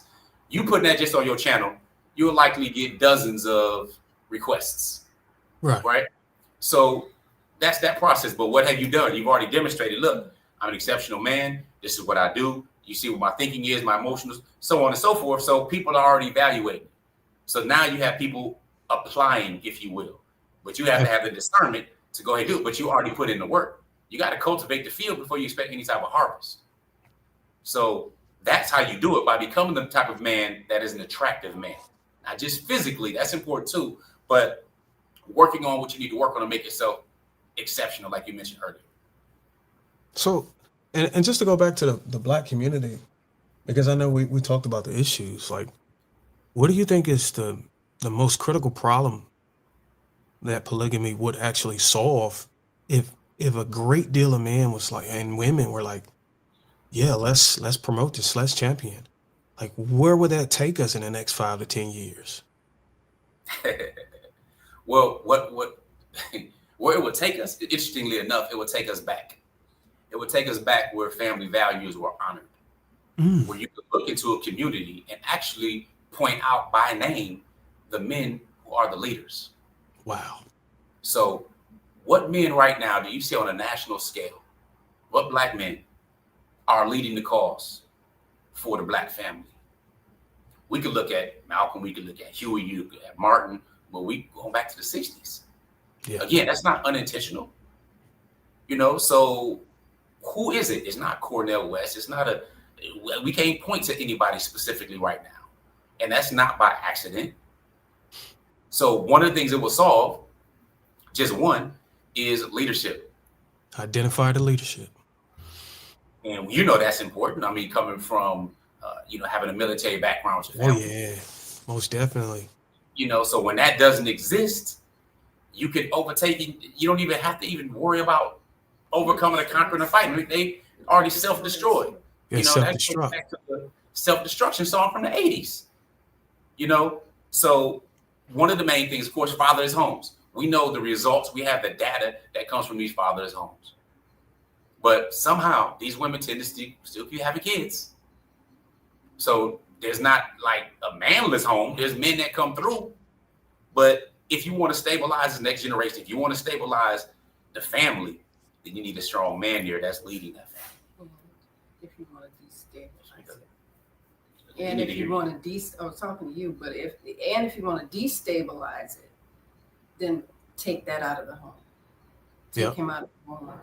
Mm-hmm. You can see it, just turn the TV on. You can look at the school system. You can look at so many different places that are supposed to be structured and stable. What has happened? Look at our children. Look at the children of color or Black children in the school system. Look at the treatment. Well, they'll say certain things. Did some teacher just call one of her Black students a monkey? And I would have told a classroom full of Black children that, you all would have been my slaves. Whoa, wow. You'd have been my slaves. Mm. Now, from the generation I'm from, she would have had a conversation with me. The generation that we're from would have we would have ended up at school. That's a problem. There's been some furniture moving over there.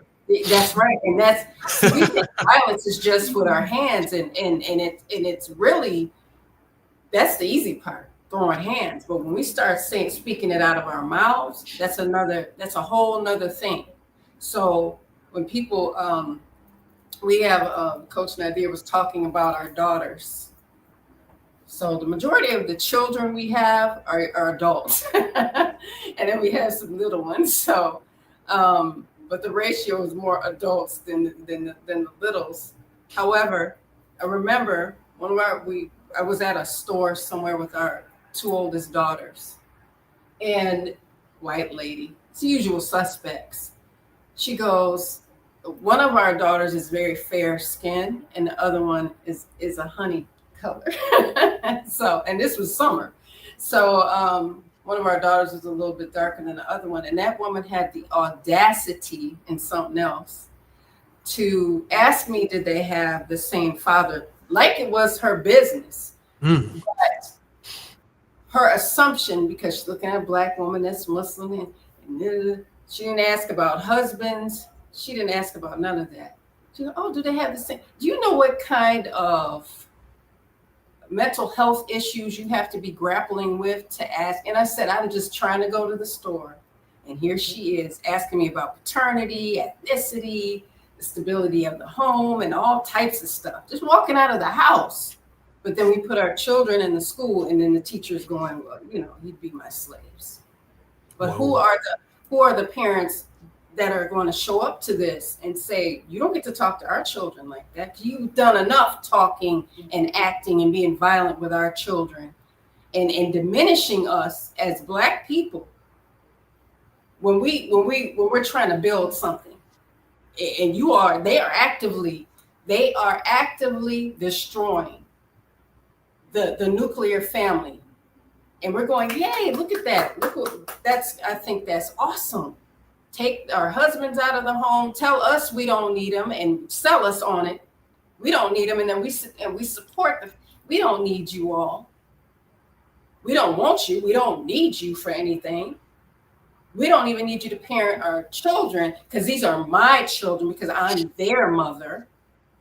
So they don't even get the parental rights. So they're doing this in our faces. They're not hiding it. The family becomes unstable. It's stable when we talk about monogamy, but oh no, when we talk about polygyny and actually having some type of solution to this madness, then we're the violent ones. We're the ones in the wrong. It's incredible how we just go, I wonder if they're kind of trying to destroy us. No, they've been on that. So we need to really wake up and be aware and have situational awareness and understand that the programming that's happening. So we bring the solution and they got a problem with the solution. Now that I look back at a lot of the things that transpired and what was accepted legally, it almost makes me feel shocked that same-sex marriage was legalized before a man could have multiple wives. Oh, yes.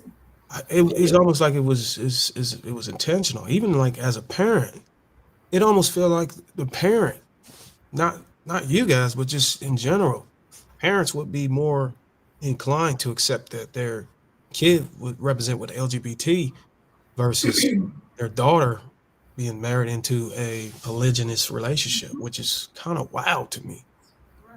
Oh yeah, again, we live in a society that's upside down and backwards, man. So with the rainbow flag and the letter peoples and stuff like that, who are the ones they putting out there? Why they got to be Black men? Mm-hmm. You know what I'm saying? Why you got to be Uncle whatever dude name was? Why is that? No, Uncle Clifford. Uncle Clifford. So why you got to be these little boys that have these issues? I got a problem with you sexualizing children, period. When the U.S. is number one sex trafficker in the world, especially with kids, and they talk about this Epstein list and stuff like that. This is part of their history. Mm-hmm. So the Karen I was trying to talk to her, that whole caucasity issue is very common. But we don't expect people to have caucasity to think that they're going to be operating under anything with proper morals anyway. So when you talk about the Black family, what's it going to do? One's going to provide an anchor. Somebody's going to be there to protect it. But once you don't, once that is removed, once that is incarcerated, once that person is injected or drugged or what have you, or put out and not dealt with their traumas, then we got what we got. We got Milwaukee, 80% single mother-led households in the city, where you less than 6% of the population make it up the majority per capita of people who are locked up. Black men are locked up, and the number one offense, the offense there is just having weed. So your first offense is a misdemeanor, your second one is a felony. And Michelle Alexander broke down very well what that means in the new Jim Crow. So Milwaukee being that first welfare to work state, for example, being ground zero for testing people becoming felons after the second conviction, misdemeanor, then it's a felony. So that is absolutely why it looks the way it currently looks right now, when it used to be called the second Harlem, you know, where it was thriving. So if we still not recognizing that there's a war against the Black family, something got to be done about it. You know, so the major issue that I feel, if you come back to the crux of it, is our lack of morals and our accepting of immorality. So it doesn't matter. You can be Muslim or not Muslim or whatever and practice polygyny. I would rather work with somebody who has some form of morality, no matter what your religious leaning or your faith background is. Because now we can connect on a certain level and do what's better for people in general. And that starts with the family. Absolutely. So that's and since you mentioned that, go ahead, Nyla. Look like you got to go. Yeah, well, just really quick, I was just thinking about that and about the exceptional men and the male role models, and how, like Coach Nyla was saying, how that would change because you have these male role models and you have these exceptional men, these leaders that are stepping up. And I was thinking about, like I stated before, about my upbringing and growing up, and also having a bunch of, I call it like my cousins and my uncles and everything like that, but looking at how things were created where they weren't incarcerated, like for these minor things or little things, and they were gone for a while.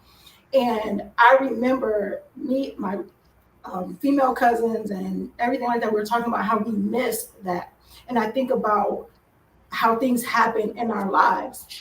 You asked me about if my mom had a man, and it was really interesting thinking about that. The person who she's with now, the person who is better to her and everything like that, he comes around after the fact. But my brother is heavily in my mom's life. My brother is in the military, so he was traveling and everything. But now my brother is heavily in my mom's life, where she stays with him now. And I think about the protection. So my brother has been this protection for her, even if it's just his presence. You know, so just the presence of the male, the strong man and the strong male role model, it's like it deters the trash, it deters the garbage, it deters those things. And once we understand that and come together, instead of letting society tear us apart, that's going to be better all around the board, and not letting polygyny be something that's a stigma, but saying, you know what, this is going to increase the legacy, this is going to increase the bond, this is going to increase the family dynamic and that strong family dynamic. Absolutely. So the other question I have for you is, like, what was the catalyst that gave y'all the inclination that, like, you know what, it's time to be coaches? And this is so the question, why did y'all start coaching? All right, that's a really good question. First, I meant to say earlier that if a person is wondering if they polygyny material or qualify for it, we did set up a quiz. A person can take a quiz, take about 5 minutes, at polygamyquiz.com. So they can go to polygamyquiz.com and kind of determine, men and women, where they kind of fall, you know, on that spectrum, if you will. So take like 5 minutes. Anyway, one of the things is, because we struggled at the beginning, we didn't have any practical advice. We know what the rules and regulations were when it came to like time and money and stuff in polygyny, right? But we did not know how to deal with it from a perspective of leadership, how to deal with it emotionally, how to deal with the practical parts of actually living it with the family, right? So once we finally kind of broke through after about that 5-year markish and got to at least a satisfactory level, then it was a matter of saying, all right, look, do we want to go ahead and share with other people kind of what we got to benefit them? and receive more blessings that way? Or do we just want to keep quiet like most successful people would do anyway, right? So we had to come to that crux. And since I was already involved in online business and had a background and stuff like that when it comes to internet marketing and stuff like that, it was like, all right, well, we can definitely make a difference by sharing with other people. You know what I'm saying? Being the change that we wanted to see in the world. Because when we went to YouTube or Yahoo groups, which was big back then, and Google groups and stuff like that, there was little talk about polygyny at all. You know, there was just the structural stuff, and that's that. And there was generally a man talking about it just from his perspective. We still haven't come across. There are a few places where it might be a man and his wives and stuff like that, but generally speaking, not from a high level, practical, practicing it way, or there are TV shows and all that kind of stuff for entertainment purposes only, but not educational purposes. So we decided to step into those roles and become the change that we really wanted to see. So I had to develop more.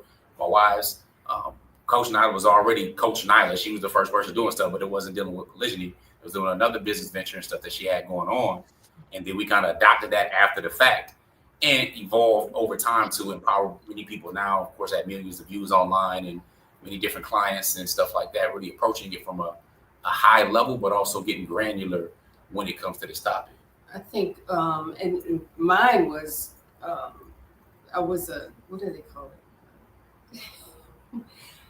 I was kind of put into this space of being called on to coach women in polygyny before I was online with it. I was in private groups and speaking to women at their homes, at coffee houses about polygyny. Kind of like in an underground way. So I would get these little calls and these little whispers and these little texts. Can you meet this sister here? Or can we talk? Or can you come to my home and speak or whatever? And I was nervous, but I'm like, okay, I've reached a certain point, so I'm going to start talking about this. And it really wasn't until Coach Nazir was like, you know what? You could do this, but you got to be willing to be online and get in front of the camera. Because face to camera, as you know, is different than talking to your friend in the privacy of your home. Once you're out there, you're out there. And I would be out there as a wife and a mother. So once the story is out, it's out. Yeah. So it's intimidating initially to get in front of the camera and speak about polygyny coming from the perspective of where I received the information or where I am in the journey, period. It was like, okay, once I put my foot in something, or once I go, I'm gone. I'm in it. So I knew there were so many people that their families were hurting, and if our family could help them, then I really felt like we needed to do that too. I was like, I'm gonna have to be a part of that. I'm gonna have to tell my story, even if it's embarrassing, even if it's difficult. It's gonna help somebody, and that's what is so fulfilling about this kind of work in polygyny. Because the more we talk about it, the better we're going to feel if we're willing to do that work. And that's how I feel, man. Like anytime you've achieved or you accomplish something that someone else is, struggling to achieve, you should be someone to lean on for that information and guidance. And that is one of the biggest reasons why I became a coach, because people would ask me all the time before I even started coaching outside of YouTube is, like, how were you able to maintain your marriage so long? And it really started with the circle that I had. Like, can you help me with this problem? How did you deal with this? I remember you mentioned you and your wife had went through this, but you never gave us the details on how you navigated and resolved it. And a lot of this information, what like Coach Fatimah said, was embarrassing. So it only made sense to be able to open up a channel where we could have these private conversations, and to ensure that people were serious about it, you got to kind of charge people for this stuff. Because I remember when I first started coaching, I started doing stuff for like $10, $20. People would come booking up my calendar to try to debate me on the topic. I'm like, bro, I'm trying to help you with a problem. You online say you fill out the questionnaire saying you had a relationship problem, but you came in here to tell me that I hated that you put that content out in there. You wrong. You a misogynist. I'm like, hold on. So now you got to kind of jack the price up, so you gonna only get people in here that serious. So it was a journey, most definitely. But I wholeheartedly believe if you live in this world long enough and you achieve anything that is transformation or transformative, some type of value, you should be giving back to somebody who wants the same thing, and y'all identify that. And I gotta honestly say, I do not know. Like when I met Coach Nazir on LinkedIn. By the way, all the exceptional men always meet on LinkedIn some kind of way, some miraculous way. Shout out to Kevin Taylor for that up. Well, when I met him on LinkedIn, I was like, man, he's like the first one I ever known in my entire life, online and offline, that actually got it down packed. And I was excited to get him on. But man, just knowing y'all's story just peel back all the layers that I was just curious about. And I'm glad y'all took the time out to come and talk to me about it. Hey, man, it's definitely an honor for us. Now, again, you make me sound better than I am, having it down packed. We all growing, we all learning stuff like that. So that's just it's a part of life. It's ups and downs. You know what I'm saying? Again, you might be peering in right now at a chapter 15 versus the beginning. So, you know, everybody talks about they want to be a champ and all that stuff, but they want to put the hours and stuff in the gym that it requires, that ugly work that requires that discipline. So, you know, again, it's all part of that process. In any part of your life you want to excel in. So I'm working to get it down packed as a husband, as a father, as a man, as a black man. So all of this stuff matters, but that's just a part of growth in the process that we want people to commit to and understand. Now I feel like I identified somebody to go get coaching from, because I've been coaching couples, and I'm like, are y'all open to just y'all are not just restricted to polygynous couples? Y'all coach just, you know, monogamous couples too, right? Yeah, of course. I mean, even I got somebody to go to now, because I got to tell my man, this man got 2 wives in order now. You know, he got to know what he's talking about. So there's definitely different dynamics that you're not going to come across in monogamy. But minimally, like even what I encourage men to do, first of all, I encourage all of them to strive for polygyny, even if that's not their intention. All right. Similarly, as one of my coaches encouraged me, said, look, become a millionaire. Not just for the fact of having a million. He said, become a millionaire for what it will make of you on that journey. So even if you don't intend to practice polygyny, work for who it will make of you. It will make you more emotionally available and wise. It will increase your leadership skills. It will make you more empathetic. It would also make you a better decision maker and have more discernment. So for what it will make of you, even if you don't intend to practice it, though, that should be an option for you, because you should have optionality anyway as an exceptional person. But if you strive for that, because the dynamics are different and requires more, it will separate you massively from the mediocre masses. So when we say outstanding, one of the things about being outstanding, because our company's outstanding personal relationships, is to be outstanding, you have to be willing to stand out. And if you're going to be exceptional, the challenge is that means you are the exception to the rule. Right. You have to be willing to be that exception, which means you're going to take those shots. Mm-hmm. All right. But you're willing to do that to be exceptional. Most people aren't. So if just being willing and going through it will make you better, will make you stand taller, will make your family that much more proud, and actually leave an intentional legacy. Man, I appreciate that. Well, look, man, this conversation has been great. I don't want to hold y'all up too long. I appreciate y'all blessing me with y'all time. Is there any lasting thoughts or lasting comments y'all want to make or questions before we roll, wrap it up? I would just give the men some advice. Really quick, invite your wives to your vision. Do that, and wives be willing to listen. So if there's some women out there that want to connect with any one of the 3 of us, will each probably go along and see how you could do that, and your husbands can too. So if you are committed to actual change and not just intrigued by chance, you can contact me, Coach Fatimah, Fatimah.com, for details on my coaching and everything I have to offer there. I work with ambitious women, and I hope for the best for all of you. So yes, that's how you can contact me. Excellent. You can contact me and find out more about my programs and courses, as well as coaching, CoachNyla.com, and follow us at Outstanding Personal Relationships on YouTube and Outstanding Relationships on IG and Facebook, Outstanding Personal Relationships. That's our brand. So, and if it's specific about polygyny, you can just go to polygamycoaching.com, get all our information and stuff like that as well. So again, we suggest everybody get the book minimally It's a small investment, or you get the ebook as well. But Let's Talk Polygamy, where these are basically 3 perspectives, 1 story.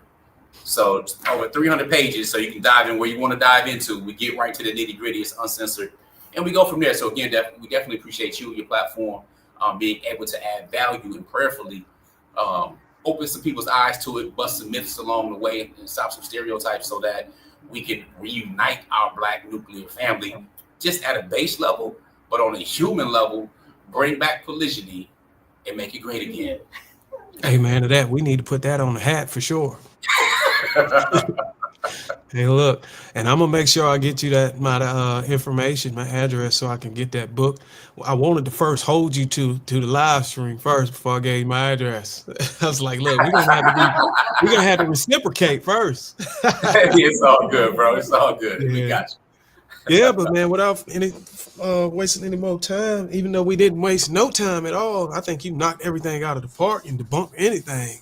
Now we gonna be watching it back. My wife wondered if you have any questions. They may be able to address some questions that you might have for your audience as well. Yeah. So yeah, chat. If anybody got any questions, if y'all want to pull up and ask a question, or y'all just got something y'all want to throw in the chat. I know some of y'all don't even want to just come appear online. I'm gonna open up I'm gonna give y'all 5 minutes for a caller to come in if y'all available. If y'all got a question that y'all want to ask the family. Yeah, and again, polygamyquiz.com. If they wondering if they polygamy material, polygamyquiz.com will kind of sort it out a little bit and let you know where you may be weak at or strong. Yeah, I'm over here taking this thing now. I sent it to my wife too. I wonder how she gonna feel when she see that. Hey, many people don't know they sleeping with the enemy until they had a polygamy conversation. You know, and that, I'm not, not just mention you, but one of the things is that we find you get some women who they expose themselves as a combative level. They like, I'll take the kids, you'll never see them, you're never gonna do. So they end up weaponizing the kids against you, and don't understand how they may impact their view of loyalty or love. Like, how do you come back from certain things that you say? Like Coach Fashion mentioned earlier, that's violent with your mouths against the one that's protected and provided for you. You know, so many people don't know where their marriage really is until they had that conversation about somebody else in polygyny. Yeah, man, I remember. I'm trying to figure out what movie was that.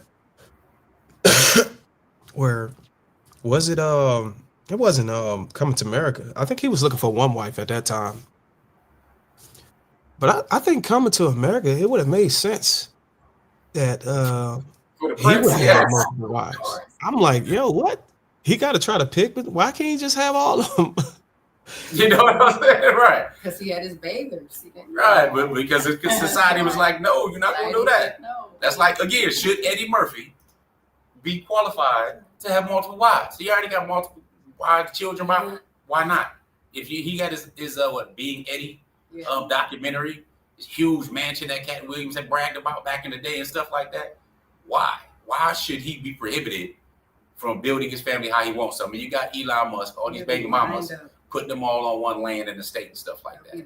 Now, I know one of the questions, or one of the things, I don't see the comments because my laptop is over there, but I'm sure one of the people, they said, well, can we have multiple husbands? You might have saw that somewhere possibly. And if not, you want to address the whole multiple husband knee-jerk reaction thing, because that's something that people usually always say, well, you have multiple wives, and I'm going to share if I have multiple husbands. And it's ironically, it's usually the women who throw that question out. What about having multiple husbands? Right, it's simple. Exactly. It's really simple. My grandmother broke that down for me in high school when I met this guy. She said, you got to be careful with your body because women are built to receive, not give. So don't tear your body up thinking you can do what men do. We want to say things to hurt men, so we throw that out there. You know, I don't say that. I've never said, I want multiple husbands. What does it look like? What does it look like? If you get pregnant, who's the father? Whose breakfast do you make first? Who do you go to bed with? How do you change the schedule? What do you do when they start fighting in the kitchen over you and trying to kill each other? Remember years ago, we had dogs, father, son. We took them to the vet. The vet said, you got to separate them. And we were like, wait, I was going, that's his puppy. He said it don't matter. They're two males. They will kill each other over their territory, over their food, over their resources. It does not matter. They can like each other right now, but then boom, what are you going to do? What are you going to do? They're two males. We're not men. And that's one thing that Coach Nyla and I know that. We come from a place where we taught that. However, we had women that had to act masculine for survival. Did they want to? No, because that's an attribute of a man. So did they want to be single mothers and have to get out there and get it? No, because we saw it. What ended up happening is they become angry trying to carry the weight of it. So one thing that women need to understand, not all women, that we're not men. We're not men. And we don't know what it looks like when we say, well, I can be the man and the woman, and I can do both, and I don't need them, and you don't know what being a man is because you've never been one. Right. So it's beautiful to embrace femininity, and we do have to step into our masculinity sometime, that energy. When Coach Nazir and our sons are not with us and we're in an Uber together in Africa, the two of us American women going to the mall, we gotta think it's you or it's us. And if it's between Coach Nyla and I and an Uber driver that has ill intentions, he's in trouble. He in trouble. The plan is already up here, and we just have to execute if we have to. So that's acceptable. But telling Coach Nazir, well, I feel like you should practice polygyny when you get 40, because that's a conversation that he has to have with himself as a man. And my job is not to mother him. It's not our job. I'm his wife, I'm not his mother. So I don't get to raise a man that has been raised. It's a conversation that he really has to have deeply with himself and decide, is it something that he wants to do? And then that vision, it's a vision now. We don't realize men have our mission and vision driven, and they don't stop until they are dead. And then when women go, I don't like your vision, and I don't like your mission, and I don't like you, and what is he supposed to do with it? Yeah. What is he supposed to do with it? Have a successful marriage? We have to be careful of not stepping on each other's toes and getting mixed up in each other's roles. We're not supposed to do that. And then we're not supposed to do it and have an expectation that we'll have a successful, peaceful, harmonious home that's happy. You won't be happy if I start acting like I'm the leader and pipe down. This is when we're gonna go to pray, and this is when we're gonna have dinner. You shh. If I did that right now in this moment, the people in the comments, I know who the problem is. It's that person. Acting like she's him, and that's something that I don't want to do. That's why I married a husband. It's very important. It's very important. Just have And to you know what? And you know what? And I've been meaning to actually, I don't know why this ain't popping in my mind when I was talking about y'all, Coach. I notice there sometimes whenever you have it, you deal with a great deal of a number of people, you recognize a pattern of the same problem repeating over people or relationships. And I would say and I'm gonna ask you, what is the number one common issue or the most difficult issue that you guys have to, or problem you have to solve? For me, it's when a man and a woman has been married for 15, 20 years. And right now I got two of them. I've had several of them ask me, but two have booked the consultation with me. And it's a problem that I struggle to solve. And that's why I brought it up to the lead attorney the other day about it. And it's whenever a man and a woman has been married for over 10 years, they live in an alimony state, permanent alimony in case of divorce. The man is the sole provider, and the woman, she don't desire him anymore intimately. And he's asking, hey, can I get my needs met elsewhere? Is there another option? And she's like, oh no, how dare you? And if you decide to do it, I will divorce you, and you know what's going to happen. And I think this is something these two women are hanging over these men's head, and it's like he wants to go out. He wants to be with his wife. He don't want to be with nobody. He want to be his wife. It's just wife just don't really have that drive. And I'm like, how how can these men solve that problem? Some guys are saying just divorce, move on. But then guys are like 50 and 60 are like, man, it's hard to kind of start over again. And that's when the lead attorney came in and said, man, you got to live. You got to value life. You can't be overvaluing half of your pension over the rest of your life. You got less years ahead of you than behind you. You know what I'm saying? So you got to just value that. So I'm just curious to what are y'all thoughts on that, and what is the most difficult problem y'all had to solve as coaching? You mean personally for a client or this particular situation? But this particular situation, like, how would you, like, if you were coaching somebody, a man came to your office and said he was dealing with this dilemma, like what would you propose? Yeah, there's a lot of nuance. There's a whole lot of nuance that goes on with that. But unfortunately, it's also something that's very common where a lot of men suffer in silence. All right. So men end up turning to a lot of different vices in the time. So I wouldn't be surprised if he either is eating for comfort, which can be bad for your health, especially sugary foods, high carb foods, or drinking, smoking, participate in other things like that to kind of get that dopamine hit or get a little serotonin going on to try to make up for the pain that he's experienced. All right, that would not be a surprise. Now, of course, where I come from, meaning that the perspective I'm talking about is polygyny. Now, but that's adding on to it. That's not going to solve this issue. There's not necessarily anything going to be able to solve a particular situation other than weighing your options and choosing your losses. That's the old song, got to know when to fold them, got to know when to hold them, got to know when to walk away. Yeah, but I remember that song. You know what I'm saying? So it's a lot of wisdom in it. But the fact is, you're already losing. How much more loss or continuous suffering is going to go on? What is that worth? Let me give an example. If we put it in monetary terms, well, let's say there's a divorce to take half of your wealth or whatever. And let's say it's worth 7 figures. So that's $500,000. Is quality of life, is peace of mind worth that $500,000? All right, you don't know how much time is left, 10 years, 20 years, 30 years, whatever. Would that be, could that be the best 5, 10, 20, 30 years of your life still ahead of you, quality of life wise, even though you took that loss?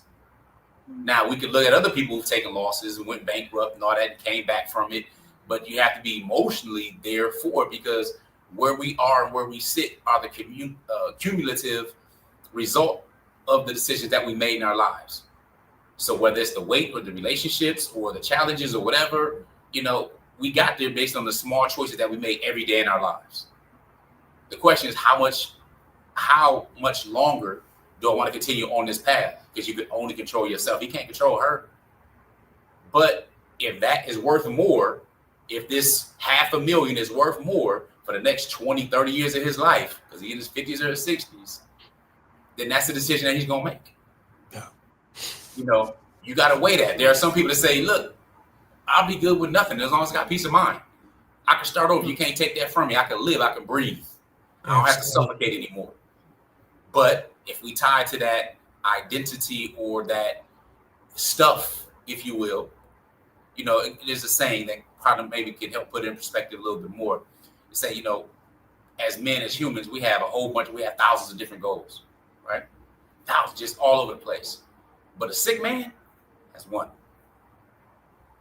Sick man has one. So if the sick man only has one, those things don't mean anything. Let's say he becomes sick or terminal in a month or two, or the next 5 years. None of these things actually matter.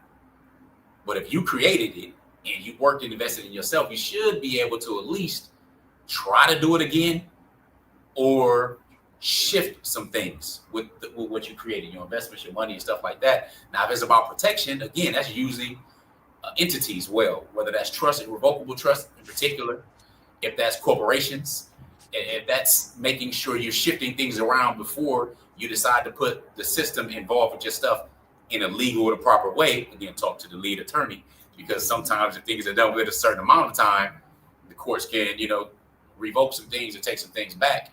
But there are options. But the question is, how much are you valuing that over your future? And that's a painful process either way. You've already taken some losses. I know men that have brought polygamy conversation up 8 years ago, arguing with their wife, trying to convince her for the last 8 years, and have built resentment and all kind of other problems and challenges going on versus making a decision. Because you got to have to do it one way or the other. But knowing what level that you're on matters. And that's what those levels, that level 5 man, it's not going to work. You just don't know what that part is going to be, because many women don't want husbands. Many want sponsors. And many men don't want wives and responsibility that come with being a husband.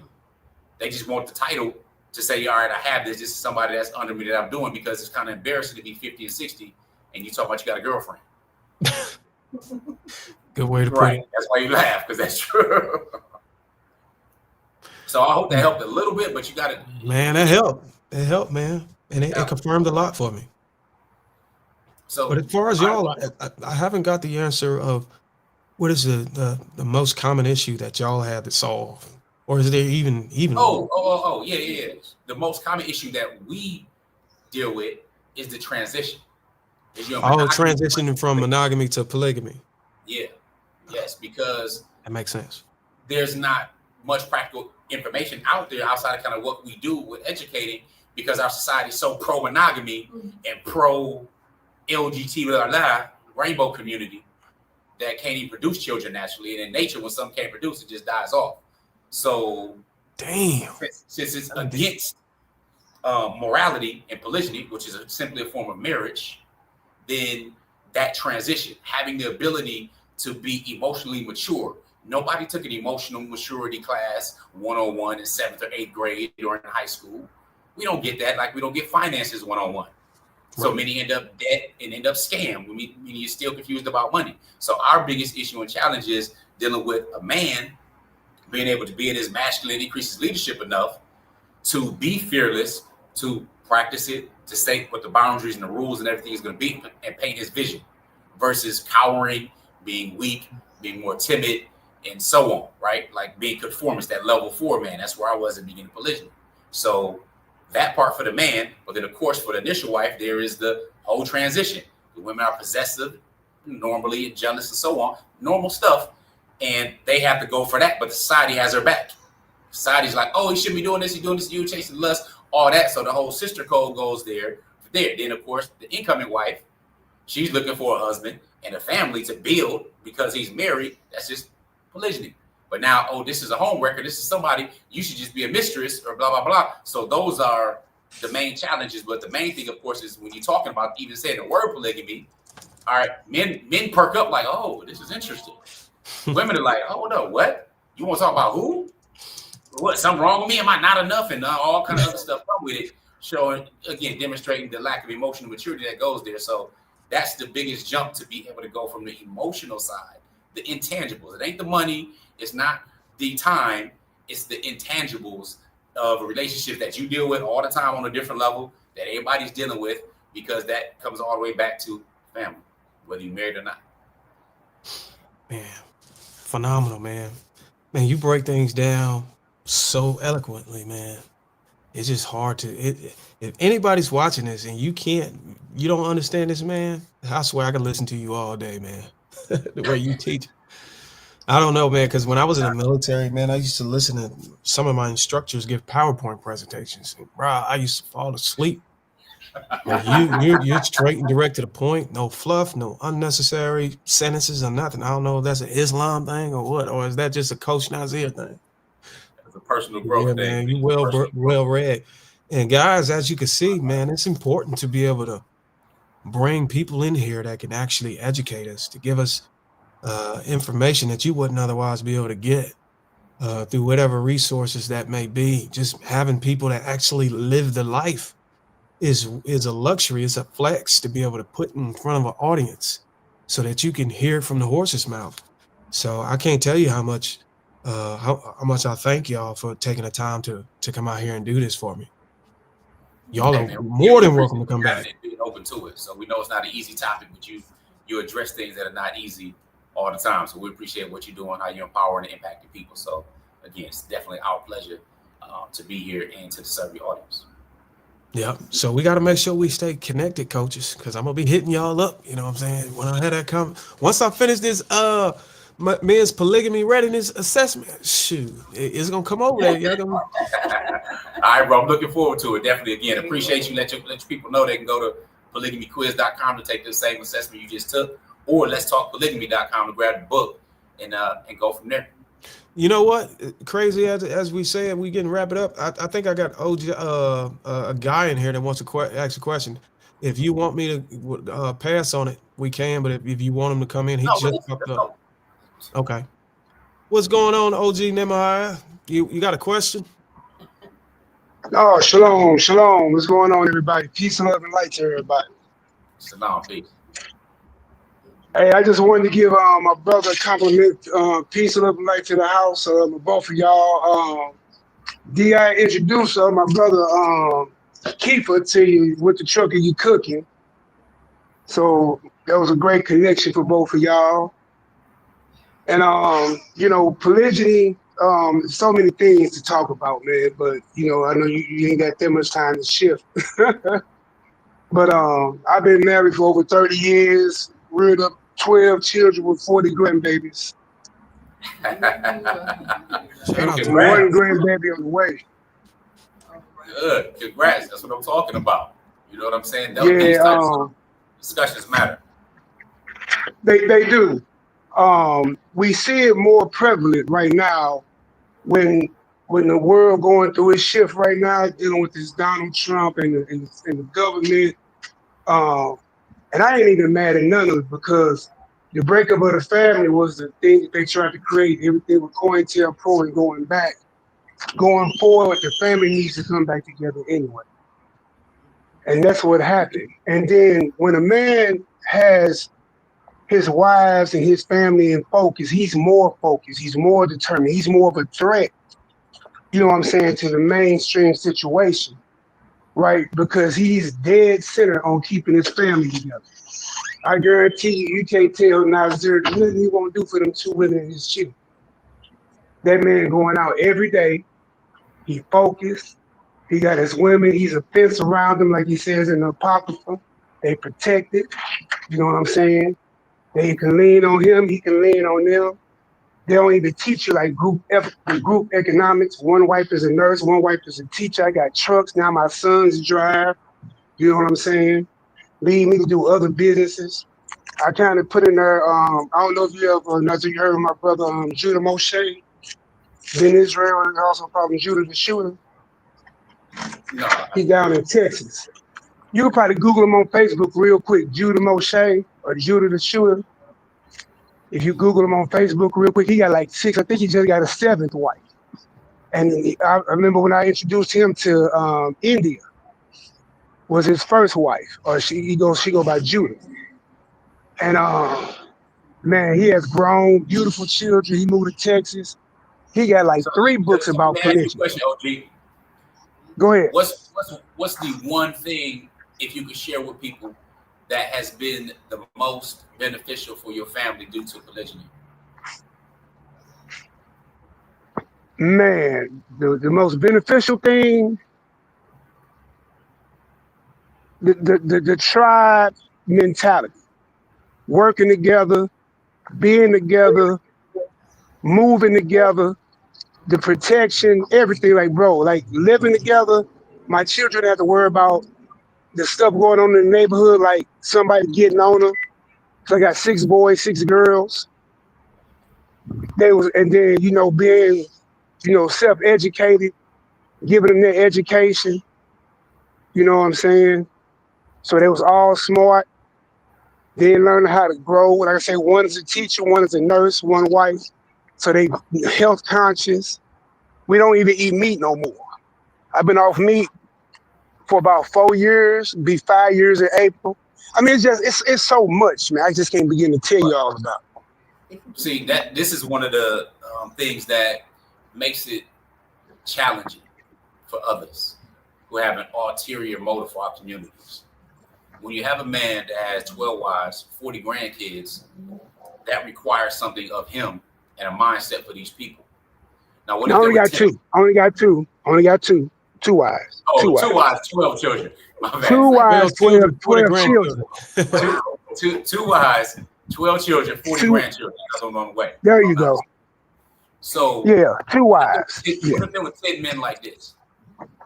If there were 10 men like this, right? That's 120 children, right?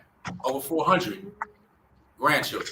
That's a bond, that's a family, that's a community, that's a tribe. So understanding that this can represent danger to people outside this community that have ulterior motives matters.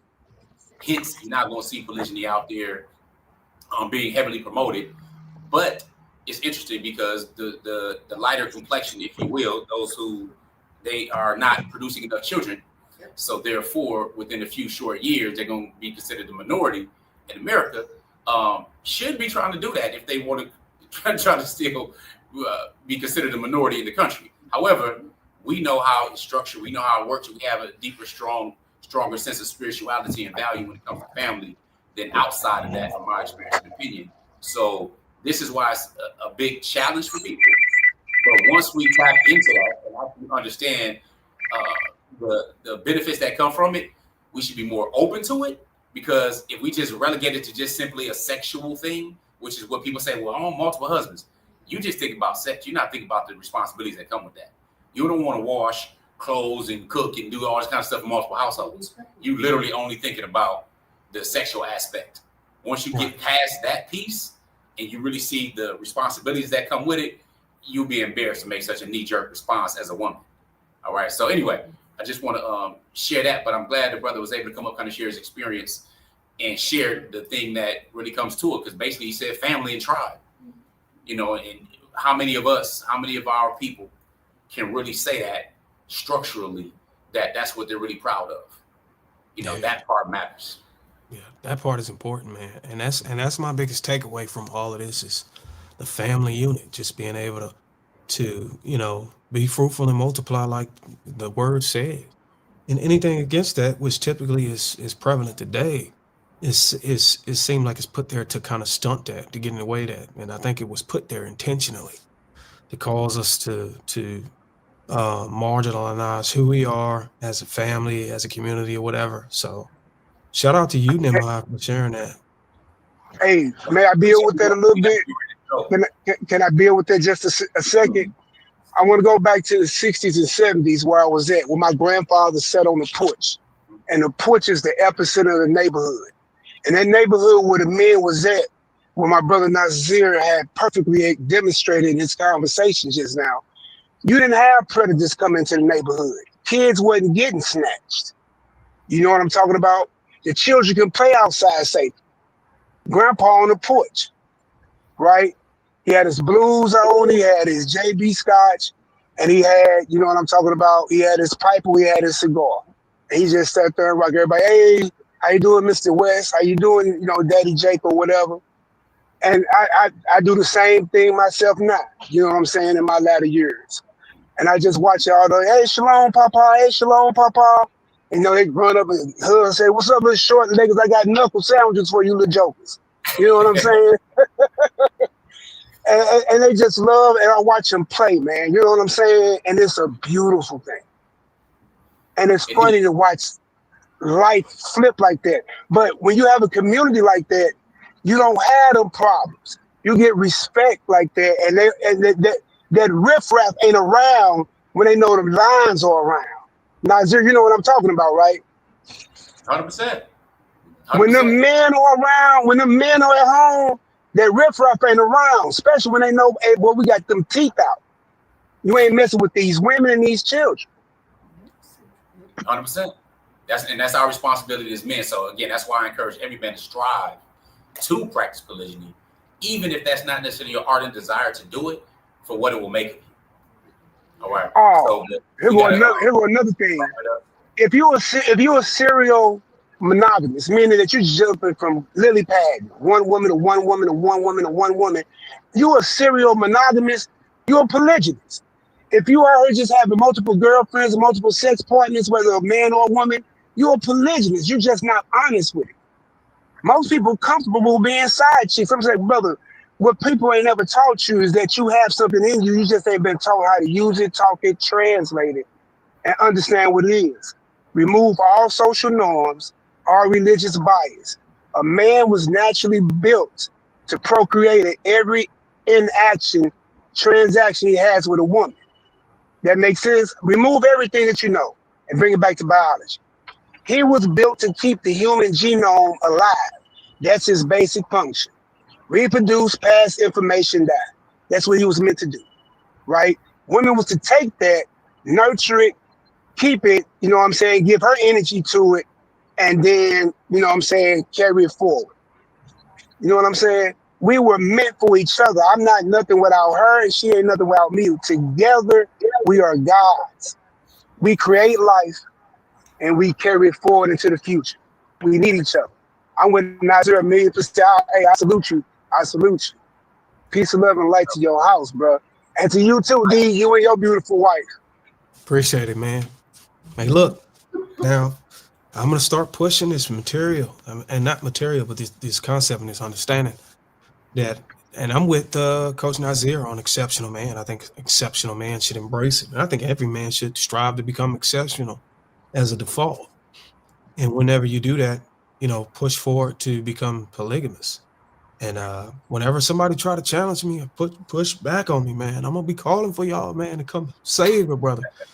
And then look, until I get that book, I'm gonna be calling on you because I think that book gonna give me the tools I need to be able to have a stance or some type of understanding to be able to articulate why it actually makes sense. And I got this video too. This video is gonna be chopped up a lot to be able to push out so that we can get the message out. And I appreciate y'all all coming up here, man. It's been well. It's been a great conversation. Likewise, dear brother. Again, we appreciate you. The sun is rising for us right now, so it's time for us to get ready to go. Start this day. Definitely our pleasure. Be well. And I'm about to get ready to go ahead and go back to my monogamous relationship. No, I'm just kidding.